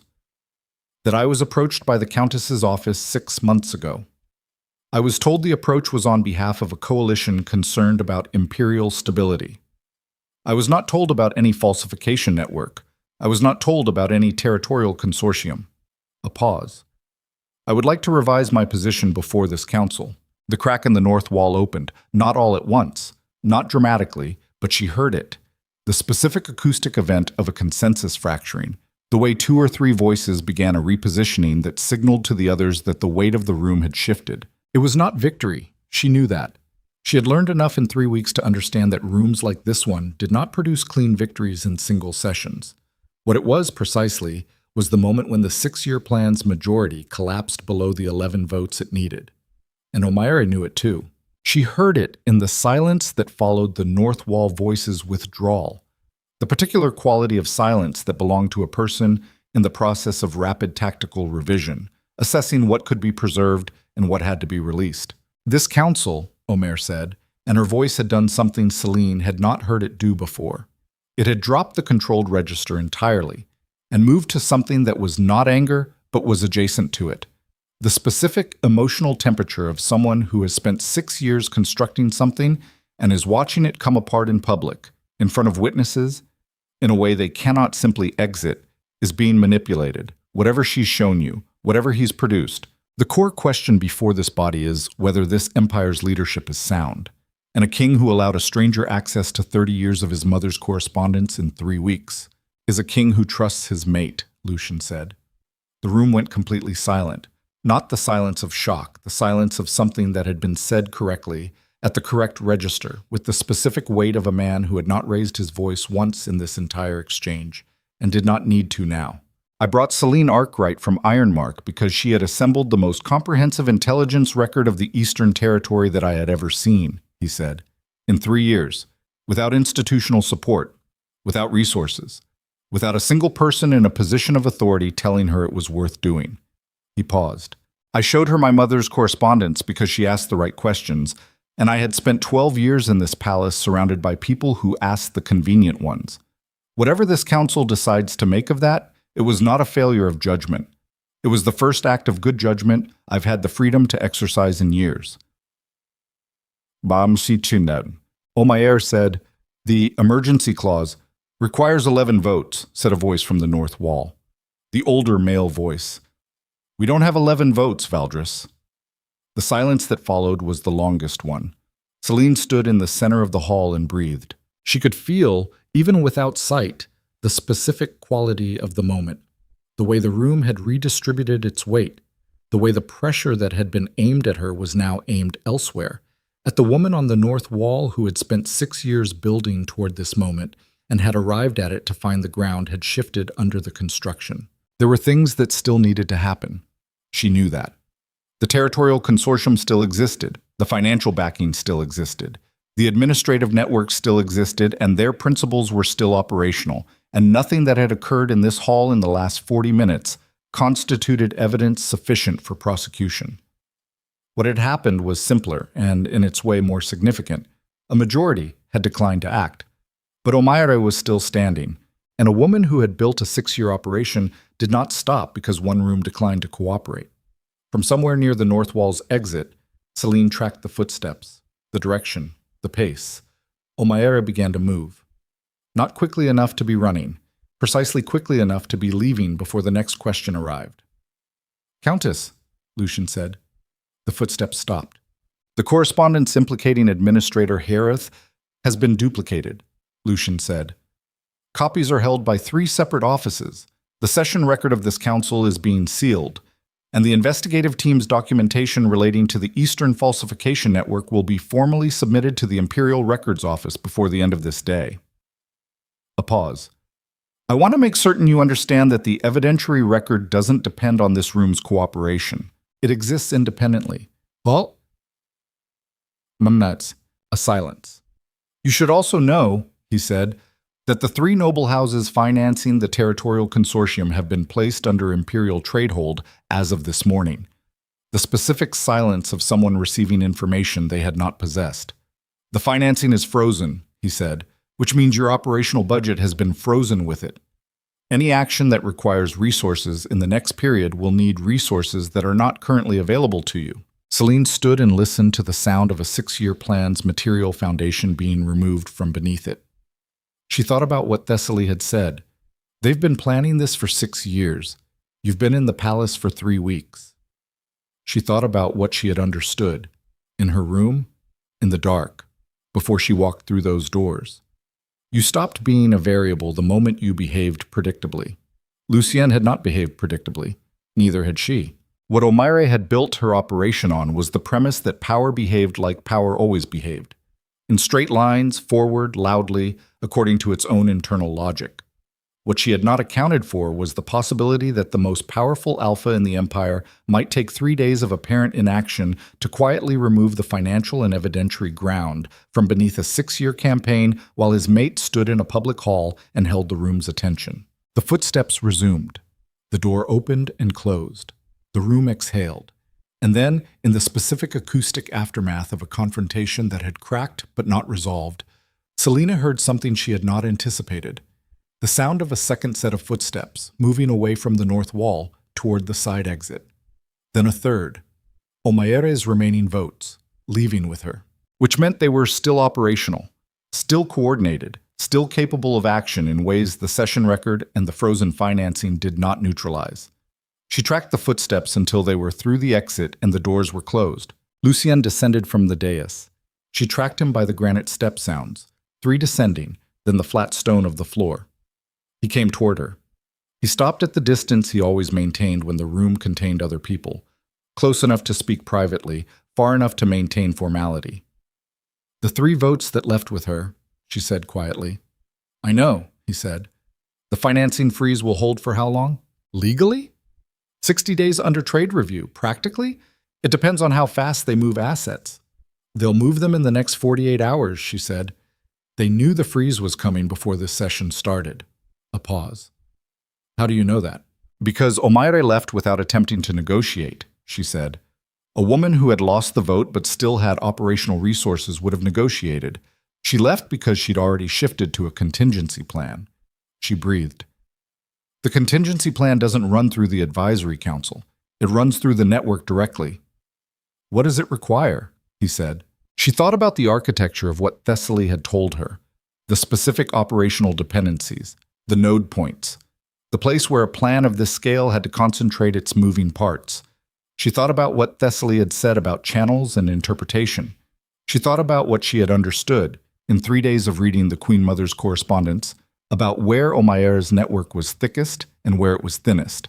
There was a place where the network had to run through a single point, a single administrator, a single physical location where the operational communications converged, because the geography of the eastern territories made any other routing impractical. "Redfall," she said. Lucien was very still. "Redfall Post is the routing point for the Eastern Network's financial communications," she said. "It's geographically central to all 5 falsification posts. The administrator there, she's not on your investigative team's primary list because she's 3 levels removed from the board contacts. She's been there for 9 years. She appears completely unremarkable in the records." Selene paused. "Her name is Marie Sorel. She processes correspondence that never appears in the supply chain records because it comes through the civilian postal registry rather than the administrative system, which means your team's audit trail doesn't reach it." "How do you know about Marie Sorel?" Lucien said. "She's in Thessaly's documentation," Selene said. "In the records you sent me 3 days ago. Not identified as a network node. Identified as an anomaly. 9 years in the same post with a promotion record that should have moved her twice by standard administrative progression. She stayed because she needed to stay." A pause. "If Omaire is moving to her contingency," Selene said, "Sorel is the first person she'll contact.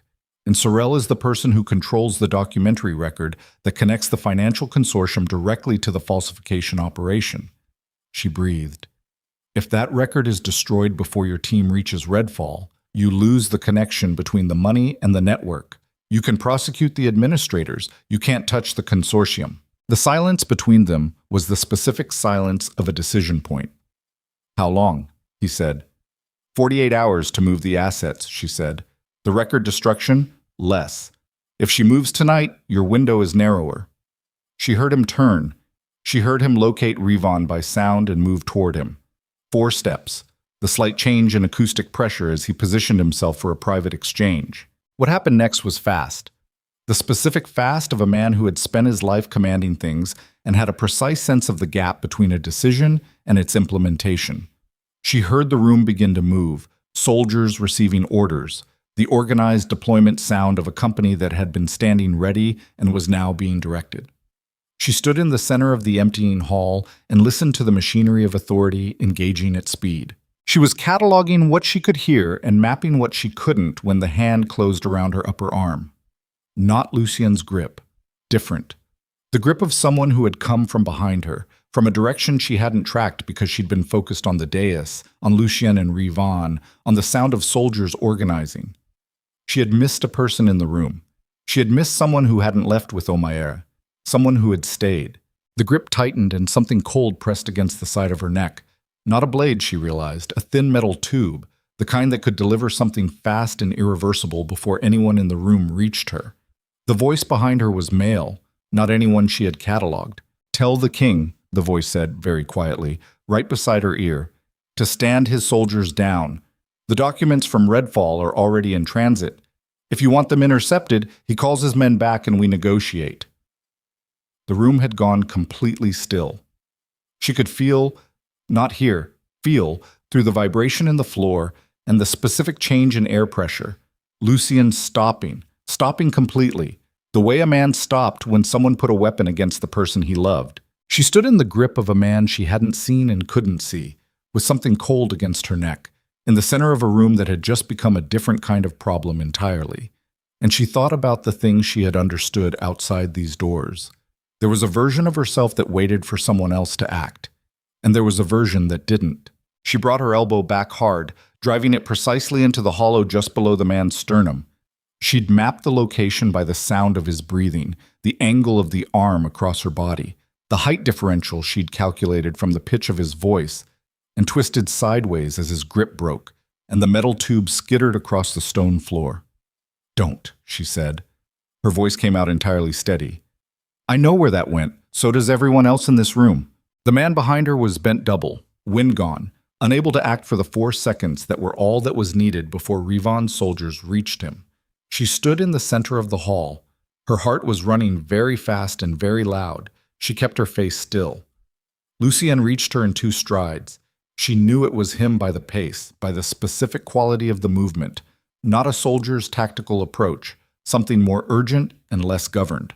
His hands came to her shoulders, not gripping, just there, the specific weight of a man who needed to confirm something by touch. "I'm fine," she said. "I know," he said. His voice was not entirely controlled. "The documents from Redfall," she said. "He said they're in transit. He was sent to delay you while they moved." "I heard him." "Lucien, I know." He stepped back. She heard him recalibrate. The breath, the shoulders settling, the king reasserting itself over the man. "Rivan, split the company, half to the Redfall route. I want every civil post on the eastern corridor searched and closed as of this hour. The other half—" He stopped. "The other half," Rivan said, in the voice of a man who already knew what was coming, "stays here." "Stays here," Lucien confirmed. "Because whoever sent that man into this room had enough intelligence on this session's timing to know exactly when to position him, which means the intelligence came from inside this building." The silence was total. "We have a leak," he said, "in this building, in this company, and someone close enough to the session schedule to know it was happening before the doors opened." Selene stood very still. She thought about what Thessaly had said. Someone told Omaira. She had understood that in her rooms, an hour before she walked through these doors. She had understood that Thessaly's network was not as contained as Thessaly believed. She had not had time to determine where the breach was. She did not have it now. "Lucien," she said. "Yes." "The breach," she said. "It's not random.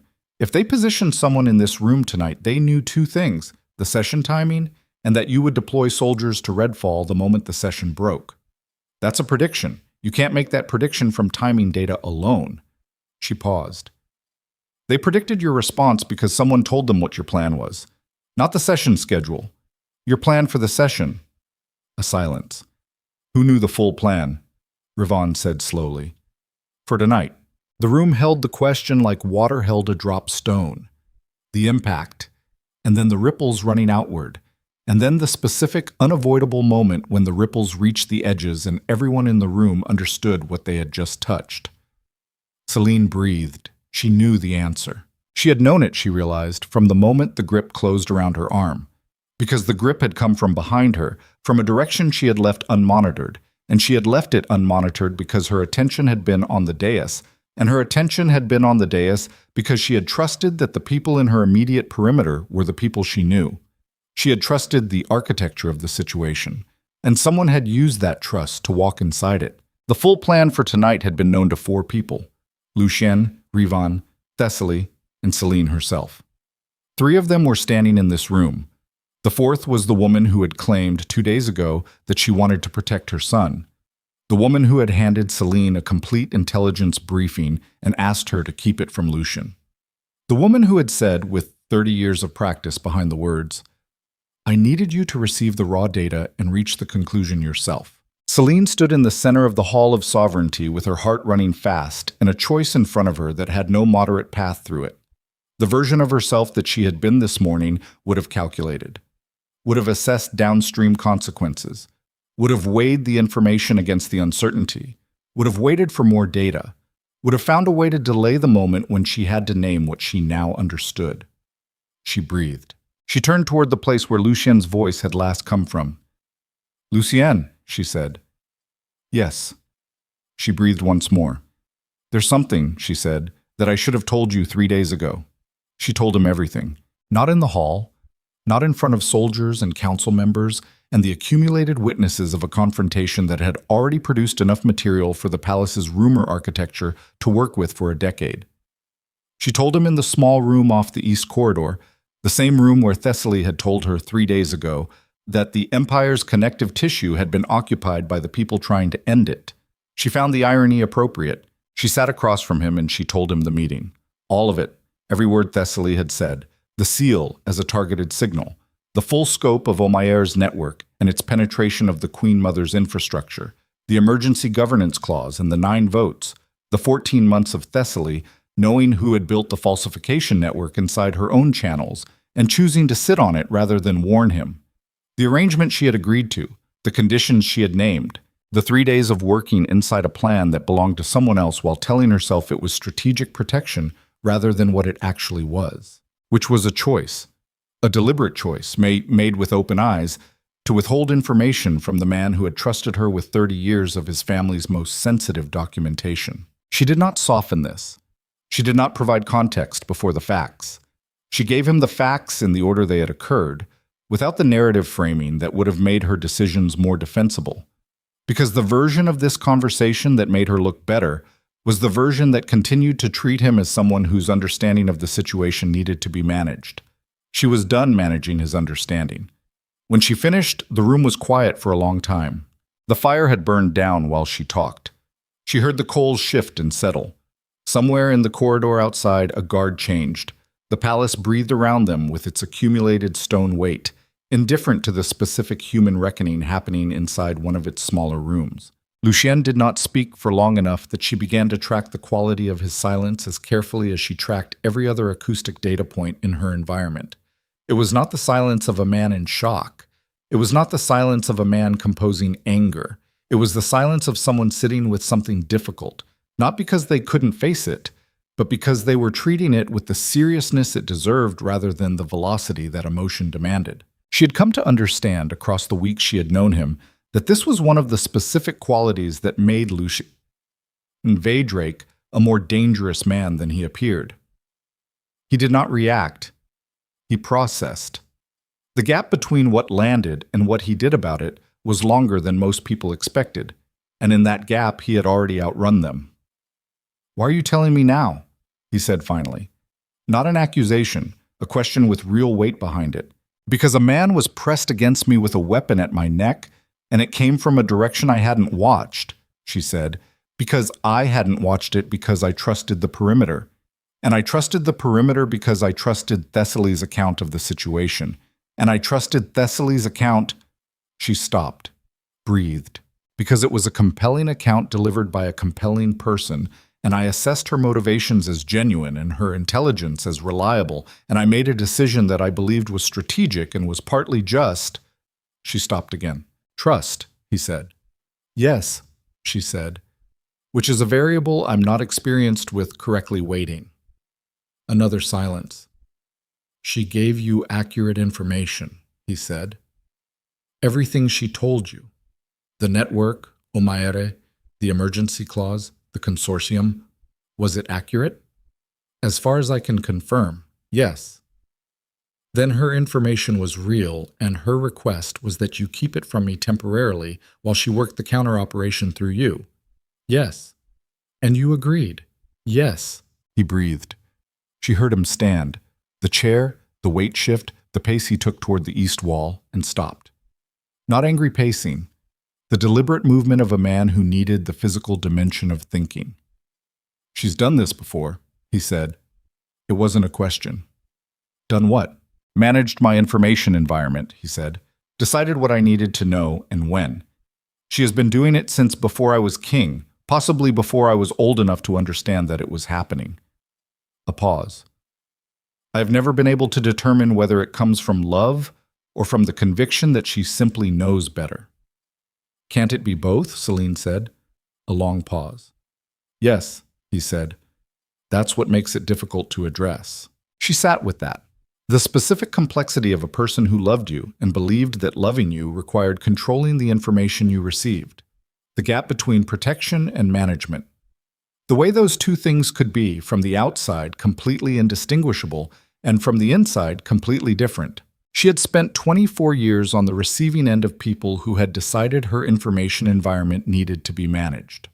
The boarding house, the Pack family in Cassel, the garrison in Ironmark, everyone who had looked at a blind Omega and concluded that she needed to be protected from variables they had already assessed on her behalf. She understood, sitting in that room, something she had not fully understood before. The reason she had agreed to Thessaly's arrangement was not only calculation, it was familiarity. Someone competent and authoritative had told her what the situation required and what her role in it was, and she had responded the way she had been trained by 24 years of marginalization to respond, by accepting the frame and working within it. She had told herself it was strategy. Part of it had been old habit wearing strategy's clothes. What do you need to do? She said. He turned. She tracked him back across the room. I need to talk to my mother, he said. Yes, and I need to decide what the conversation is about, he said. Whether it's about Omaire or whether it's about the 30 years before Omaire. Whether I'm confronting a specific act or a pattern of behavior that I've been accommodating because confronting it required confronting what it means about the relationship. She said nothing, because there was nothing useful she could add to that. Selene, he said. Yes. Are you angry with me? He said. She turned the question over carefully because it was unexpected and it deserved an honest answer. No, she said, for bringing you here without understanding what you were walking into. You didn't know what I was walking into, she said. Neither did I. I brought you here without adequate preparation for the specific environment. You brought me here, she said, because you made an assessment that my capabilities were worth the risk of the transition. The assessment was accurate. The environment was more complex than either of us understood. Those are separate facts. She paused. I'm not angry with you for bringing me here. She stopped. What? I'm recalibrating, she said. What I expected this to be and what it is are different enough that I need to rebuild the model from current data rather than the original projection. A pause that had something in it she had learned to identify as the very specific quality of his attention when he was listening to her say something and hearing something additional beneath it. Is the recalibration about the situation, he said, or about something else? She breathed. Both, she said. Selene Veydrake received her son alone. Selene knew this because Lucien told her afterward, standing in the east corridor with his hands at his sides and his face carrying something that was not quite sorrow and not quite resolution, but occupied the specific territory between them where people lived when they had said something necessary and true to someone they loved and could not take it back and would not have if they could. She did not ask what was said. It was not her conversation. What she knew was that Thessaly emerged from her chambers 2 hours later and summoned Ryvon and provided him, voluntarily, with the complete documented record of everything she had assembled over 14 months of identifying Omira's infiltration of her network. Every name, every channel, every communication she had intercepted and preserved. 47 pages of specific, documented, legally actionable intelligence. What she knew was that Thessaly did not provide this because she had been forced to. She provided it because Lucien had asked her, in whatever specific and honest language a son used with a mother he was confronting, to stop managing the situation and to help him address it directly. Whether that request had been a revelation or simply the articulation of something Thessaly had already been moving toward, Selene couldn't determine and didn't try. What mattered was the 47 pages. The documents from Redfall were intercepted 17 miles outside Vaelier's crown by soldiers who had left the palace before the session ended, before the hall confrontation, before the man with the weapon, before Selene's conversation with Lucien. Lucien had deployed them quietly, 3 hours before the session convened, on the same operational instinct that had driven him to prepare the audit correspondence for Rivon without discussing it with anyone. He had known the session would either resolve the council situation or accelerate whatever came next. He had prepared for both. Marit Sorel was taken at Redfall Post the following morning. She did not resist. Selene learned this from Rivon and filed it as a data point. A woman who had spent 9 years embedded in a position that required sustained deception, who did not fight when the deception was over, was a woman who had understood somewhere that she had been doing something that would eventually end this way. Most people, given enough time with their own choices, understood what they had made of themselves. The Territorial Consortium's 3 houses were formally placed under imperial investigation within the week. Their assets remained frozen. Their representatives arrived in the capital with attorneys and arguments and the specific, polished desperation of people who had staked a great deal on an outcome that had not occurred and were now recalibrating to minimize what came next. Selene had no involvement in those proceedings. She was not a lawyer. She was not a formal court official. She had no institutional standing that would have made her presence in those chambers appropriate. She sat in her rooms and read the documentation that Rivon sent her and identified 3 additional network nodes that the official investigation had missed. And she wrote those up in clear, specific language and handed them to Rivon, who handed them to the investigative team, who incorporated them without comment. This was, she was beginning to understand, going to be the actual nature of her work in this palace for some time. Not the dramatic public confrontations, not the hall sessions with their acoustic architecture of power and their collective held breath. The reading, the mapping, the patient accumulation of specific, accurate information and its placement in the hands of people with the institutional authority to act on it. She had done this in Ironmark for 3 years in a border post where no one important was watching. She could do it here. Countess Valdris Omayer was arrested on the 14th day. Selene was not present for the arrest. She heard about it from Aelith, who delivered the information with the specific precision of someone who understood that Selene valued accuracy over dramatic embellishment. She was taken at her estate, Aelith said. She didn't resist. She asked for her secretary and a change of clothes. The soldiers said she looked... Aelith paused. They said she looked like she'd been expecting it. Selene absorbed this. A woman who had built a 6-year operation and watched it dismantle in 2 weeks, who had been taken from her own estate by soldiers she had once had enough institutional authority to redirect, who had asked for her secretary and a change of clothes. That was a woman who had made her peace with the ending before it arrived, which meant she had understood at some point that the ending was coming, which meant she had looked at the variables in that hall and read the room accurately. She had recognized, Selene thought, the moment when the ground she had built on could not hold what she'd constructed on it. There was something in that which deserved more than contempt. Not admiration.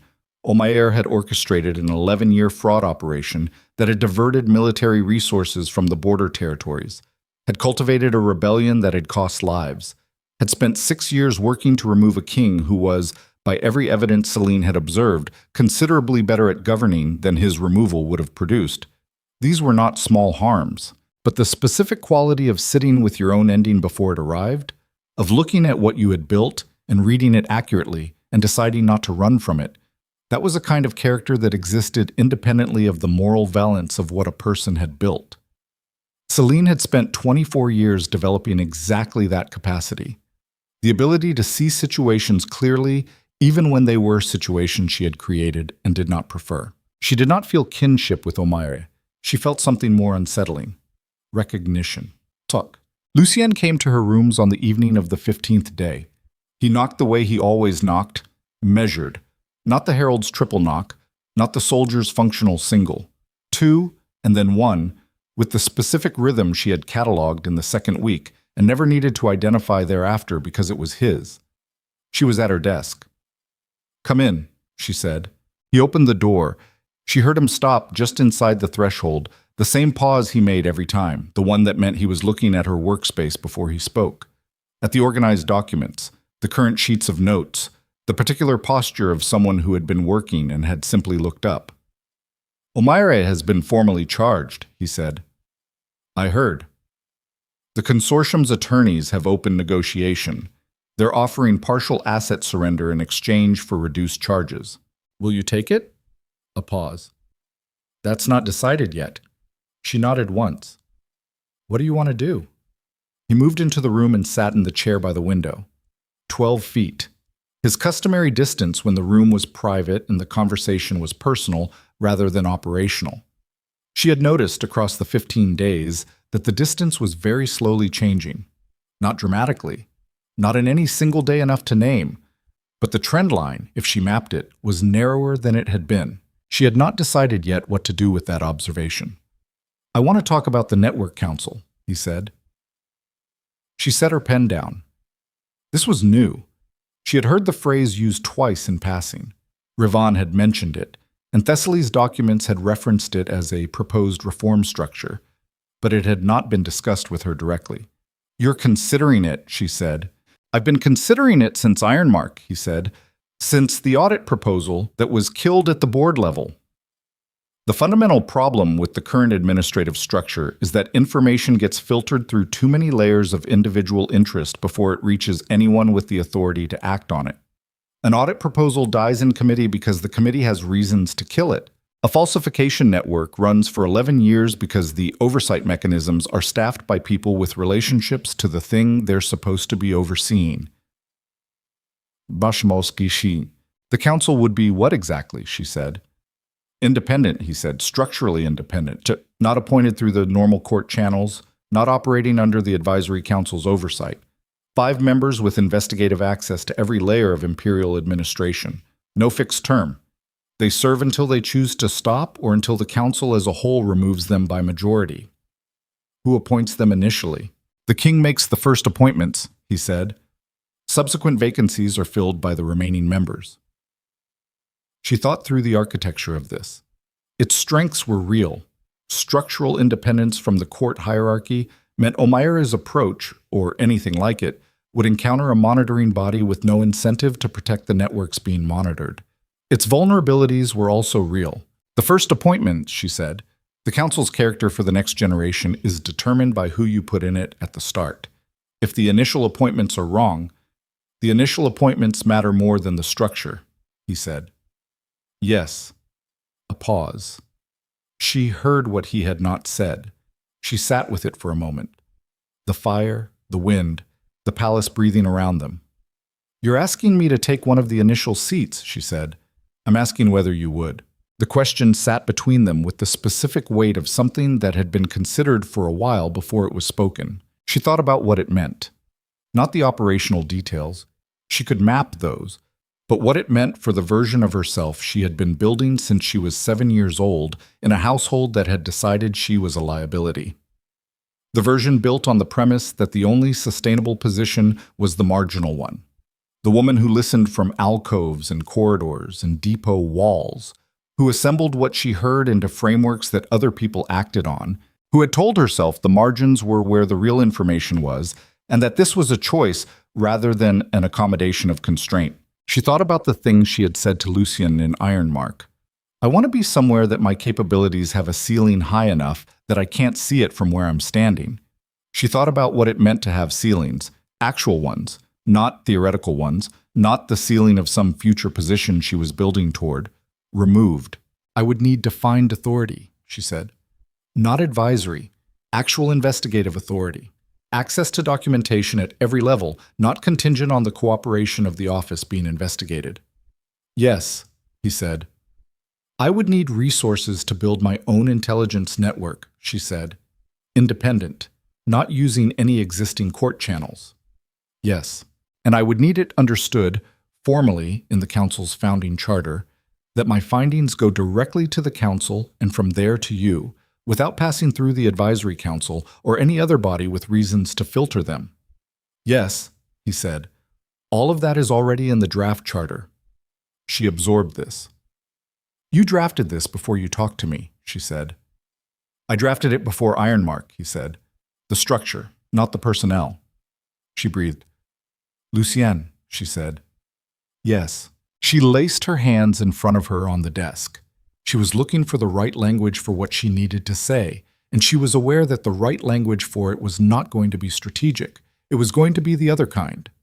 I owe you an accounting, she said, of what I was doing when I agreed to Thessaly's arrangement. The honest version, not the strategic framing. You told me that already, he said. I told you the facts, she said. I didn't tell you the height. She stopped.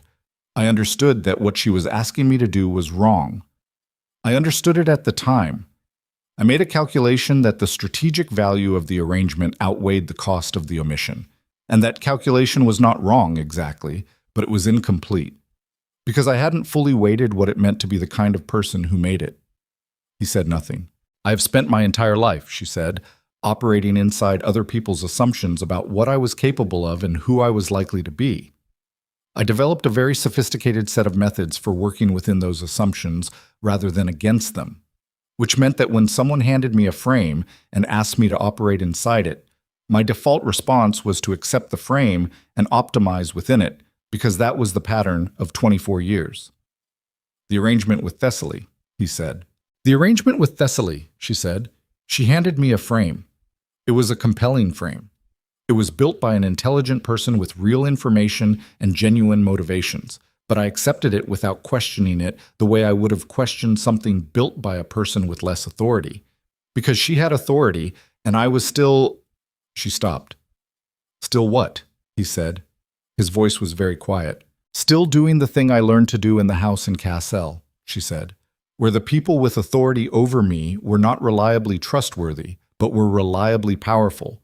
And the safest response to power was to appear to accept its frame while working quietly within it toward different ends. She breathed. That's not a strategy. That's a survival pattern. And she breathed again. I'm working on the difference. The fire crackled. Outside the window, she could hear it faintly, the wind that had been present for days. The temperature had dropped. The palace settled into its stones the way it did when the cold outside was serious rather than seasonal. I was 16, Lucien, Lucien said, when I understood what my mother's network was, what it actually was, not what I'd been told it was. I had a conversation with a minister who was confused about whether he was reporting to me or to her, because the channels had become so intertwined over years that he had genuinely lost track. A pause. I could have addressed it then.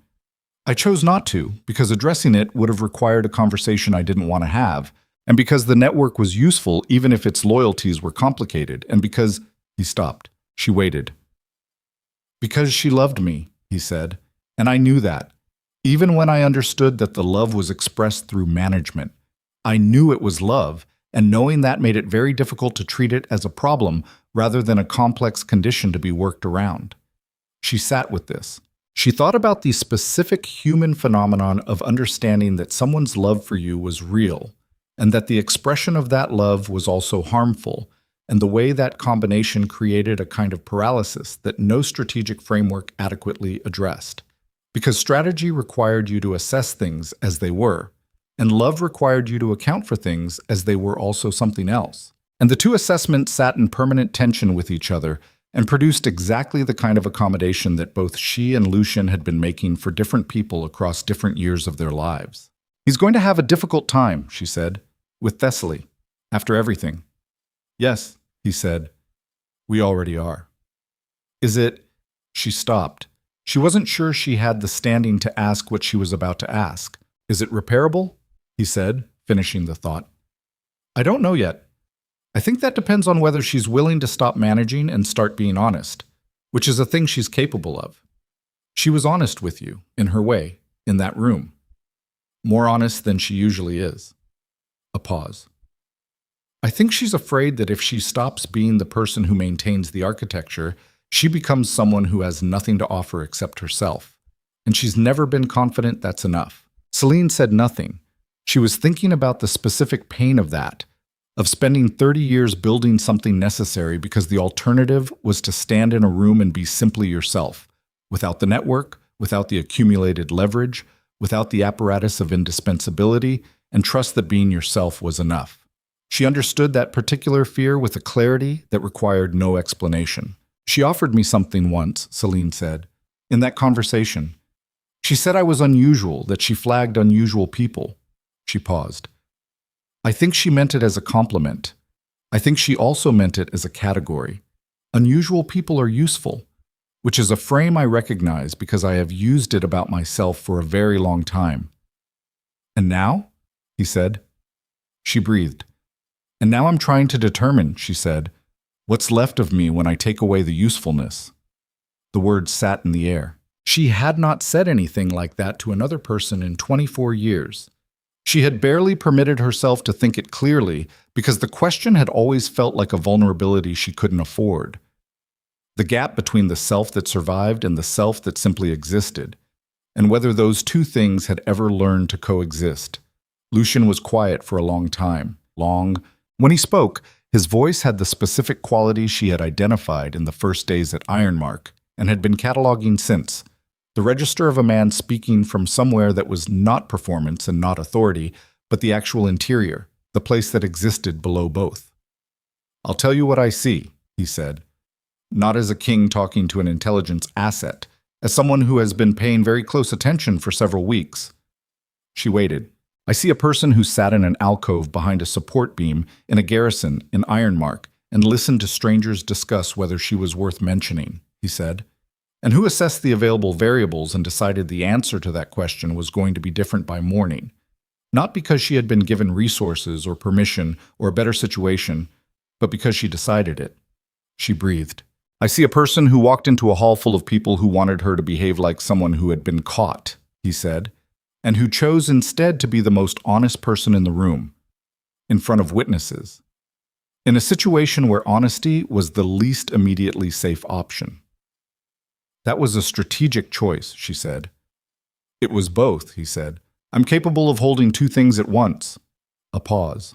I see a person, he said, who agreed to an arrangement she knew was wrong and then told me about it as soon as she understood why, without waiting to determine whether the full disclosure served her strategically. That was not purely... She started. I know, he said. That's my point. She stopped. She sat in the specific silence of someone being seen accurately and having no available mechanism to redirect it. This, she thought, was the thing she had not prepared for. She had prepared for suspicion. She had prepared for institutional resistance and social contempt, and the specific condescension of people who looked at a blind omega from a border post and saw the sum of every unfavorable category she occupied.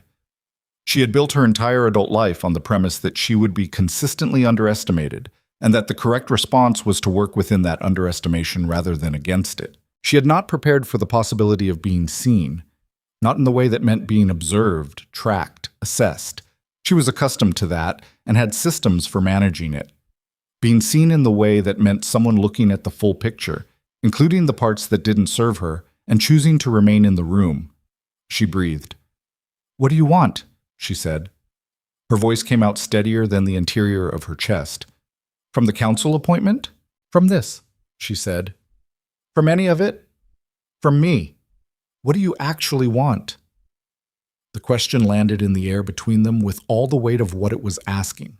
Not the formal arrangement, not the strategic position, but the version of the answer that couldn't be made useful or reframed or filed under a better category. He was quiet for long enough that she tracked the fire and the wind and the palace settling into its old stones around them. I want you to stop making decisions about what information I can handle, he said. I want you to tell me things that are inconvenient and trust that I'm capable of receiving them. That's a condition, she said. What do you want? A pause. I want the same thing I wanted when I came back from Ironmark, he said. The same thing I've wanted since a woman stood in a garrison hall and told me to my face that she was collecting leverage and didn't bother to apologize for it. A pause. I want to stop being the most alone person in any room I enter. She sat with this. The most alone person in any room. She knew what that was. She had been that person in every room for 24 years. Not because she lacked presence, not because no one was aware of her, but because the gap between how she was perceived and who she actually was had become so wide that she had stopped expecting anyone to cross it. "Lucien," she said. "Yes." "I'm not." She stopped, breathed, started again with the right language, the one that didn't protect her from the things she was saying. "I'm not good at this. At the version of things you're describing. I know how to be useful. I know how to be strategic. I know how to operate inside a situation and extract value from it and position for the next stage." She breathed. "I don't know how to be in a room with someone and not be measuring the room." "I know," he said. "It may not be—" She stopped again. "Selene," he said. "Yes." "I'm not asking you to stop measuring the room," he said. "I'm asking you to tell me what you find." The breath she took in was longer than she intended. She heard the fire. She heard the wind. She heard, from the far end of the east corridor, the sound of the guard change.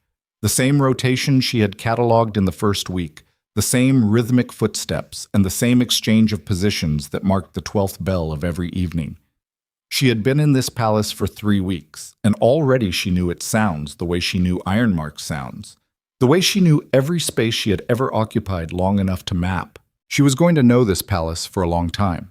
She understood that now, in the specific way she understood things when she stopped assessing them and simply let them be what they were. "The council seat," she said. "Yes." "I'll take it," she said. "On the terms in the charter." "Yes," he said. "And the other thing," she said. She breathed. "The other thing I need more time with. Not because I don't—" She stopped. "Not because the answer is no. Because I'm building the part of myself that knows how to give an honest answer to it, and I'm not finished yet." The silence that followed was not empty. It was the specific, patient silence of a man who had spent 12 years in a palace full of people managing his impressions of them, and who had finally been given someone who was willing to say the actual thing, even when the actual thing was still in progress. "That's honest enough," he said. The Imperial Council of Independent Oversight was formally established 43 days after the Advisory Council session. It had 5 founding members.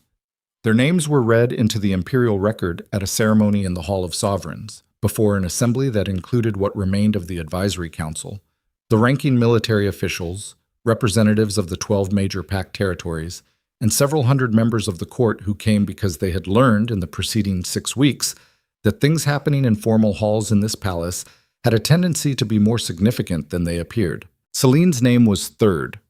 She stood in the hall and listened to it read aloud in the formal register.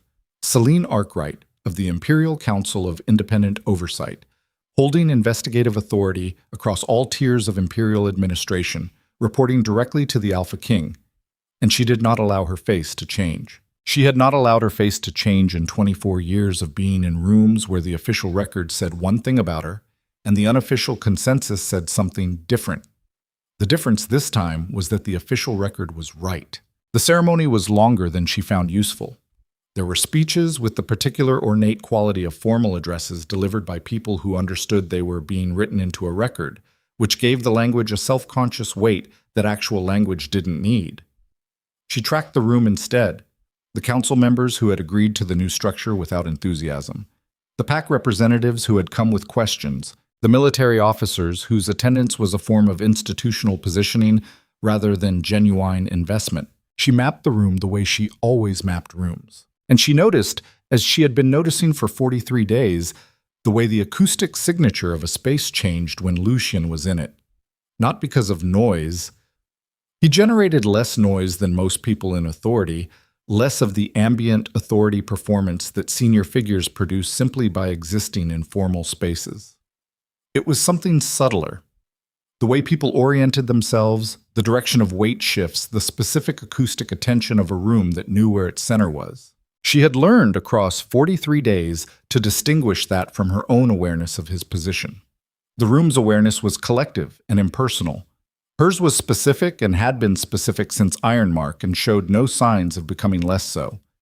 She had concluded, still working on the part of herself that knew how to give honest answers to questions of this kind. She was less unfinished than she had been 43 days ago. That would have to be enough for now.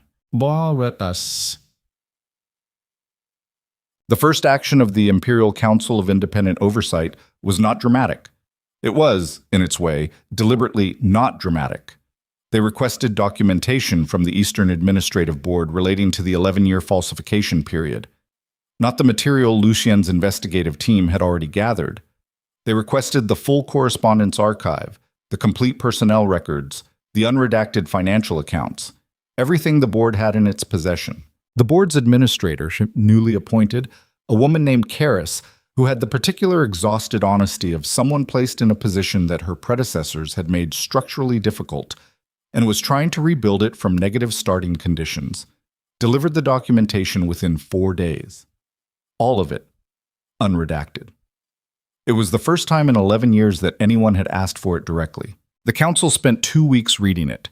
Selene spent approximately 80 hours of those 2 weeks in a room with Aelith and 2 other council members, going through correspondence she had identified as containing embedded pattern language, a specific notation system that the network had used to disguise financial instructions inside routine administrative text. It was not a sophisticated system. It was, in fact, a relatively simple one.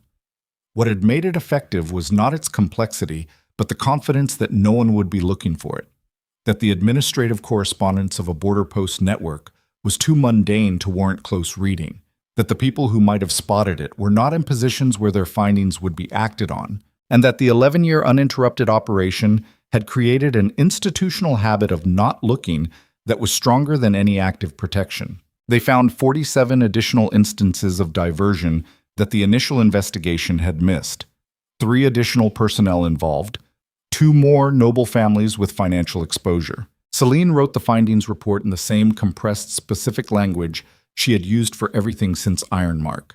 No qualifications that weren't necessary. No framing that served anything other than accuracy. The facts in the order they occurred, with the evidence that supported them, and the conclusions that the evidence warranted. She handed it to Rivan, who gave it to Lucien, who read it overnight and sent back one line. Proceed to formal accusation on all named parties. She sat at her desk with that line and breathed. This was what it felt like, she thought. Not the hall confrontations, not the sessions with their collective acoustic weight, not the dramatic moments of revelation and reversal. This, a line authorizing action on evidence she had assembled. The specific, ordinary, necessary machinery of accountability working the way it was supposed to work. She had spent 24 years in the margins of rooms where this machinery operated. She was, now, inside it. 6 weeks after the council's founding, she walked the east corridor of Nightfall Palace in the early morning, the specific hour she had chosen in the first week, before the palace populated itself with the day's official activity, when the acoustic landscape was clean and she could map it without competition. She had walked this corridor every morning for 2 months. She knew it the way she knew Ironmark's Market Road, the way she knew the Widow Farron's boarding house and the Garrison Hall, and the acoustic signature of 3 inches of fresh snow changing everything. She walked it and she thought, with the particular unsentimental clarity of someone who had learned to see without the instrument most people relied on for the purpose, about what 24 years of being told she would amount to nothing had built in her. The specific, durable, sometimes ugly architecture of it. The surveillance habits. The ledger keeping. The reflexive translation of every human interaction into an assessment of its strategic value. These were not, she had come to understand, things she needed to dismantle. They were things she needed to hold correctly. The difference between a weapon and a tool was not the object. It was the hand that held it and the intention behind the holding. She had spent most of her life holding what she'd built as a weapon, pointed outward, always, toward the next threat, or the next obstacle, or the next room that needed to be navigated safely. The pointing outward had kept her alive. What she was still learning, slowly, in the way that things learned after long practice of their opposite were always slow, was how to hold it differently, how to use the same instruments, the attention, the pattern recognition, the ability to receive information without filtering it through her own preferences, not in service of survival, but in service of something with more room in it.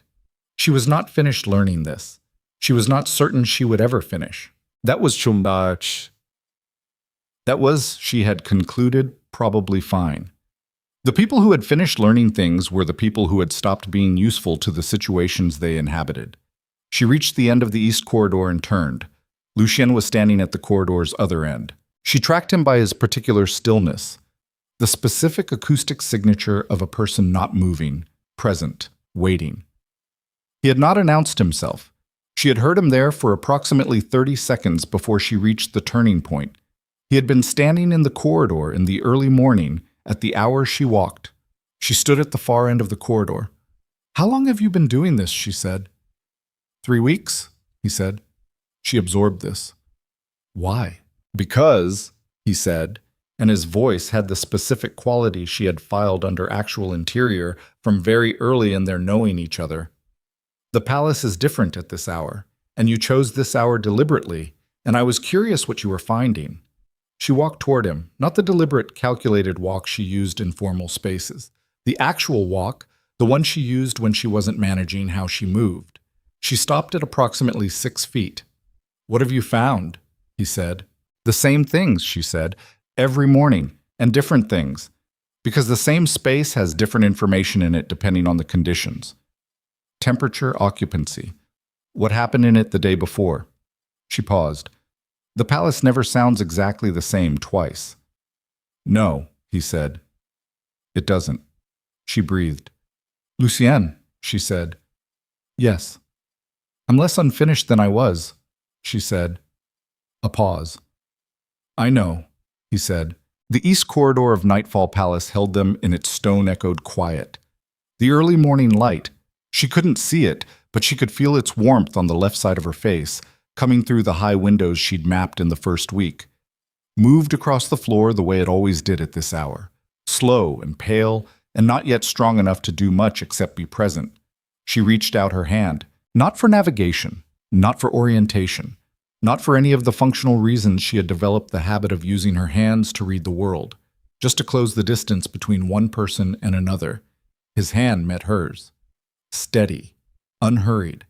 The specific weight of a person who had been waiting for exactly this without making it a demand. She stood in the corridor she walked every morning and breathed the cold stone air of the palace and thought about a girl in a border post who had decided at 7 years old that she would not be discarded, who had built from that decision over 24 years something that had brought her here, to this corridor, to this morning, to a hand in hers that was not managing her or assessing her or deciding on her behalf what she needed. Just present, just here. That was the thing the girl at 7 had not known to want because she had not known it was possible. Survival, she had understood. Utility, she had understood. The specific, exhausting performance of being valuable enough to keep, she had understood that from before she had words for it. This, a corridor in the early morning, a hand in hers, a presence that asked nothing except honesty. This had not been in the original architecture. She was finding that the most important things rarely were. The empire would require governing.